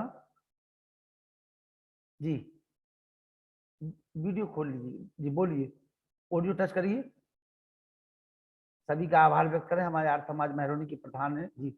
जी आवाज आने लगी, बोलिए। ओम द्विवेदी जी बोलिए, बोलिए। आनि देवी सवितर दुरितानि पराशुभ यद्भद्रम तन्न आशुभ। आज के हमारे सम्मानीय अध्यक्षता कर रहे श्री लक्ष्मण पाहूजा जी, सारस्वत अतिथि के रूप में हम देख रहे हैं हमारे बीच में आचार्य अरविंद जी। और आज का बड़ा सरल और सुबोध धर्म का लक्षण हमारे बीच में हमारे आचार्य नरेंद्र मैत्री जी ने रखा हुआ है, उनके लिए भी सादर नमस्ते। हमारी वीडियो खोलते ही हम जिन बहन को सुन रहे थे, ईश्वर देवी जी, उनके लिए, और आचार्य जो हमारी बिंदु मदान जी हैं उनके लिए, कप्ता आर्या जी और समस्त महान भाव सभी विद्वान जन। मैं समझता हूँ सभी, मैं बार बार कहता हूँ कि इसमें श्रोता कम है, विद्वान वक्ता ज्यादा हैं, व्याख्याता ज्यादा हैं, तो मैं सभी को सादर नमस्ते करता हूँ। और आज का जो हमारा विषय था धर्म का स्वरूप, इसके ऊपर जो हमारे आचार्य मैत्री जी ने बड़ा विस्तृत व्याख्यान दिया है, हम लोगों को बड़ा इससे धर्म का लाभ हुआ है, धर्म के बारे में पता लगा है। और एक मुझे एक सूक्त याद आता है महाभारत का, सत्यम वद धर्मम चर। धर्मराज से पूछा गया था युधिष्ठिर से, तो उन्होंने नहीं बताया। 1 दिन 2 दिन जब उनके गुरुजी नाराज हो गए, तो उन्होंने कल के लिए बोल के गए, और कल दूसरे दिन तीसरे दिन आए तो उन्होंने इसका अर्थ बताया। बोले बेटा तुम तो सबसे होशियार हो, तुमने इतना समय लगा दिया। बोले आचार्य जी मैं देख रहा था कि मेरी वाणी सत्य बोलने में सक्षम है कि नहीं, मैं धर्म का आचरण कर पा रहा हूँ कि नहीं, तभी तो मैं कहता। तो जैसा हमारे अभी वो आचार्य अरविंद जी बोल रहे थे, हमारे स्वभाव में, हमारे आचरण में जो हम बोलते हैं उसको हमारे आचरण में भी होना चाहिए, और यही सत्य है, तब तो हम धर्म का लाभ उठाएं।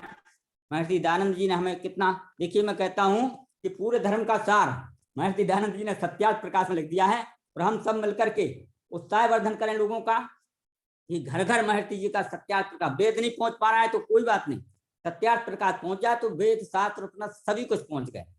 तो मैं ऐसे महान भावों का, विद्वानों का सत्सा नमन करते हुए धन्यवाद व्यक्त करता हूँ, और ऐसे समय समय पर हम लोगों को इसका लाभ देते रहें, ऐसा भी निवेदन मैं बार बार आप लोगों से करता हूँ। ओम शांति। और आभार व्यक्त किया हमारे द्विवेदी जी ने, और हमारे ललितपुर जनपद के एक और हमारे लखनलाल तिवारी जी हैं, वो भी आए और 2 शब्द वो भी अपने कहें जो भी उनके मन में है। जी आइए लखनलाल तिवारी जी। बहुत बहुत धन्यवाद लखनलाल जी, आपने मुझे बोलने का मौका दिया। जी जी बोलिए बोलिए। महोदय आपके संगठन द्वारा जो ये बोध को जो व्यक्ति की मृत्यु होने के उपरांत जो 13वीं का कार्यक्रम होता है, उसके उपरांत आपके संगठन द्वारा जो कार्यक्रम किए जा रहे हैं, इसमें जो ब्राह्मणों को निशाना बना के और तमाम प्रकार के क्या टिप्पणी की जाती है, मैं इस विषय में कुछ विषय रखना चाहता हूँ। मैं ये तो नहीं जानता कि कौन कौन व्यक्ति इसमें जुड़े हुए हैं। लखन जी, वो विषय अपना द्विवेदी से मिलकर के अपन उस पर चर्चा करेंगे।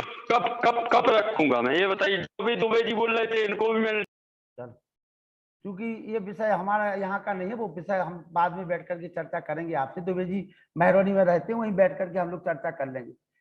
चलिए मैं शांति पाठ के लिए निवेदन करूंगा सम्मानित श्री पंडित चंद्रदेव शास्त्री जी, पंडित चंद्रदेव शास्त्री जी जो हमारे हरियाणा के हैं, बहुत अच्छा कार्य कर रहे हैं। पंडित चंद्रदेव शास्त्री जी, आभार, शांति पाठ करें। पंडित चंद्रदेव शास्त्री जी, पंडित चंद्रदेव शास्त्री जी जी। मैं लखनलाल जी, 1 मिनट 1 सेकंड में आपसे, आप सबको बहुत बहुत बधाई। और लक्ष्मण पाहुजा जी, अरविंद शास्त्री जी, कविता आर्या और आपके पुरुषोत्तम दुबे जी, आप सभी को और बहुत सभी पूरी श्रद्धा के साथ आप लोगों ने कार्यक्रम को सुन रहे हैं। अनवरत ये प्रतिदिन आपका कार्यक्रम चलता है। अनेक तरह के विद्वानों को अनेक प्रकार से आप सुनते हैं, अनेक अनेक विषयों पर। आप सबको बहुत बहुत शुभकामनाएं, बहुत बहुत धन्यवाद। और मैं क्षमा चाहूंगा आप लोगों के बीच में से मैं निकल रहा हूं, तो पाहुजा जी और सभी जो लोग भी, सभी धर्मप्रिय सज्जनों, मातृशक्ति और पूरे आपके ललितपुर, आपके आर्य समाज महरौनी के सभी जो लखनलाल आर्य जी, आपके सभी अधिकारी वर्ग, महिला समाज, पुरुष समाज और जितने भी लोग आप लोग जुड़े हुए थे, आप सबको बहुत बहुत बधाई, बहुत बहुत शुभकामनाएं। ओम शम। मैं बीच में आप लोगों के निकल रहा हूँ। कोई बात निकल, कोई बात निकल जाइए, आप समय हो चुका है। मैं तो केवल ऐसे ही उसको चला रहा हूँ, उसकी कोई आवश्यकता नहीं जी। बहुत बहुत आभार आपका, और कल पुनः हम आपको सुनेंगे। और मैं निवेदन कर रहा था पंडित चंद्रदेव शास्त्री जी, शांति पाठ करा जी। शांति पाठ, शांति पाठ। चंद्रदेव शास्त्री जी जी, नमस्ते जी। नमस्ते। कहाँ से हैं आप? बरेली। चलिए शांति पाठ कराइए। सभी मिलकर दत्तचित्त होकर शांति पाठ करेंगे। सबसे प्रथम मैं सम्माननीय आचार्य जी, प्रवर जी, जो शिक्षक जी हैं, रत्नलाल जी, उनको नमन करता हूँ।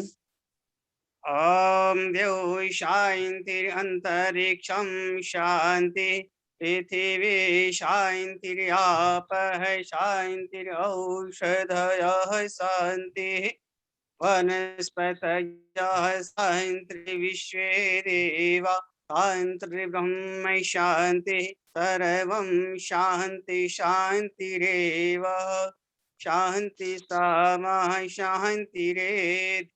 ओम शांति शांति शांति। चलिए, मैंने सभी के माइक खोल दिए हैं और सभी लोग एक दूसरे से नमस्ते कर लीजिए। हाँ जी, नमस्ते भाई साहब, आज बहुत अच्छा किया आपने। मेरे 2 नाम कृष्णा गांधी जी और पुष्पा चराया जी का बोला तो मुझे पता लगा। नमस्ते भाभी जी, नमस्ते भाभी जी, नमस्ते जी। नमस्ते जी, नमस्ते कृष्णा जी, बहुत बहुत अच्छा।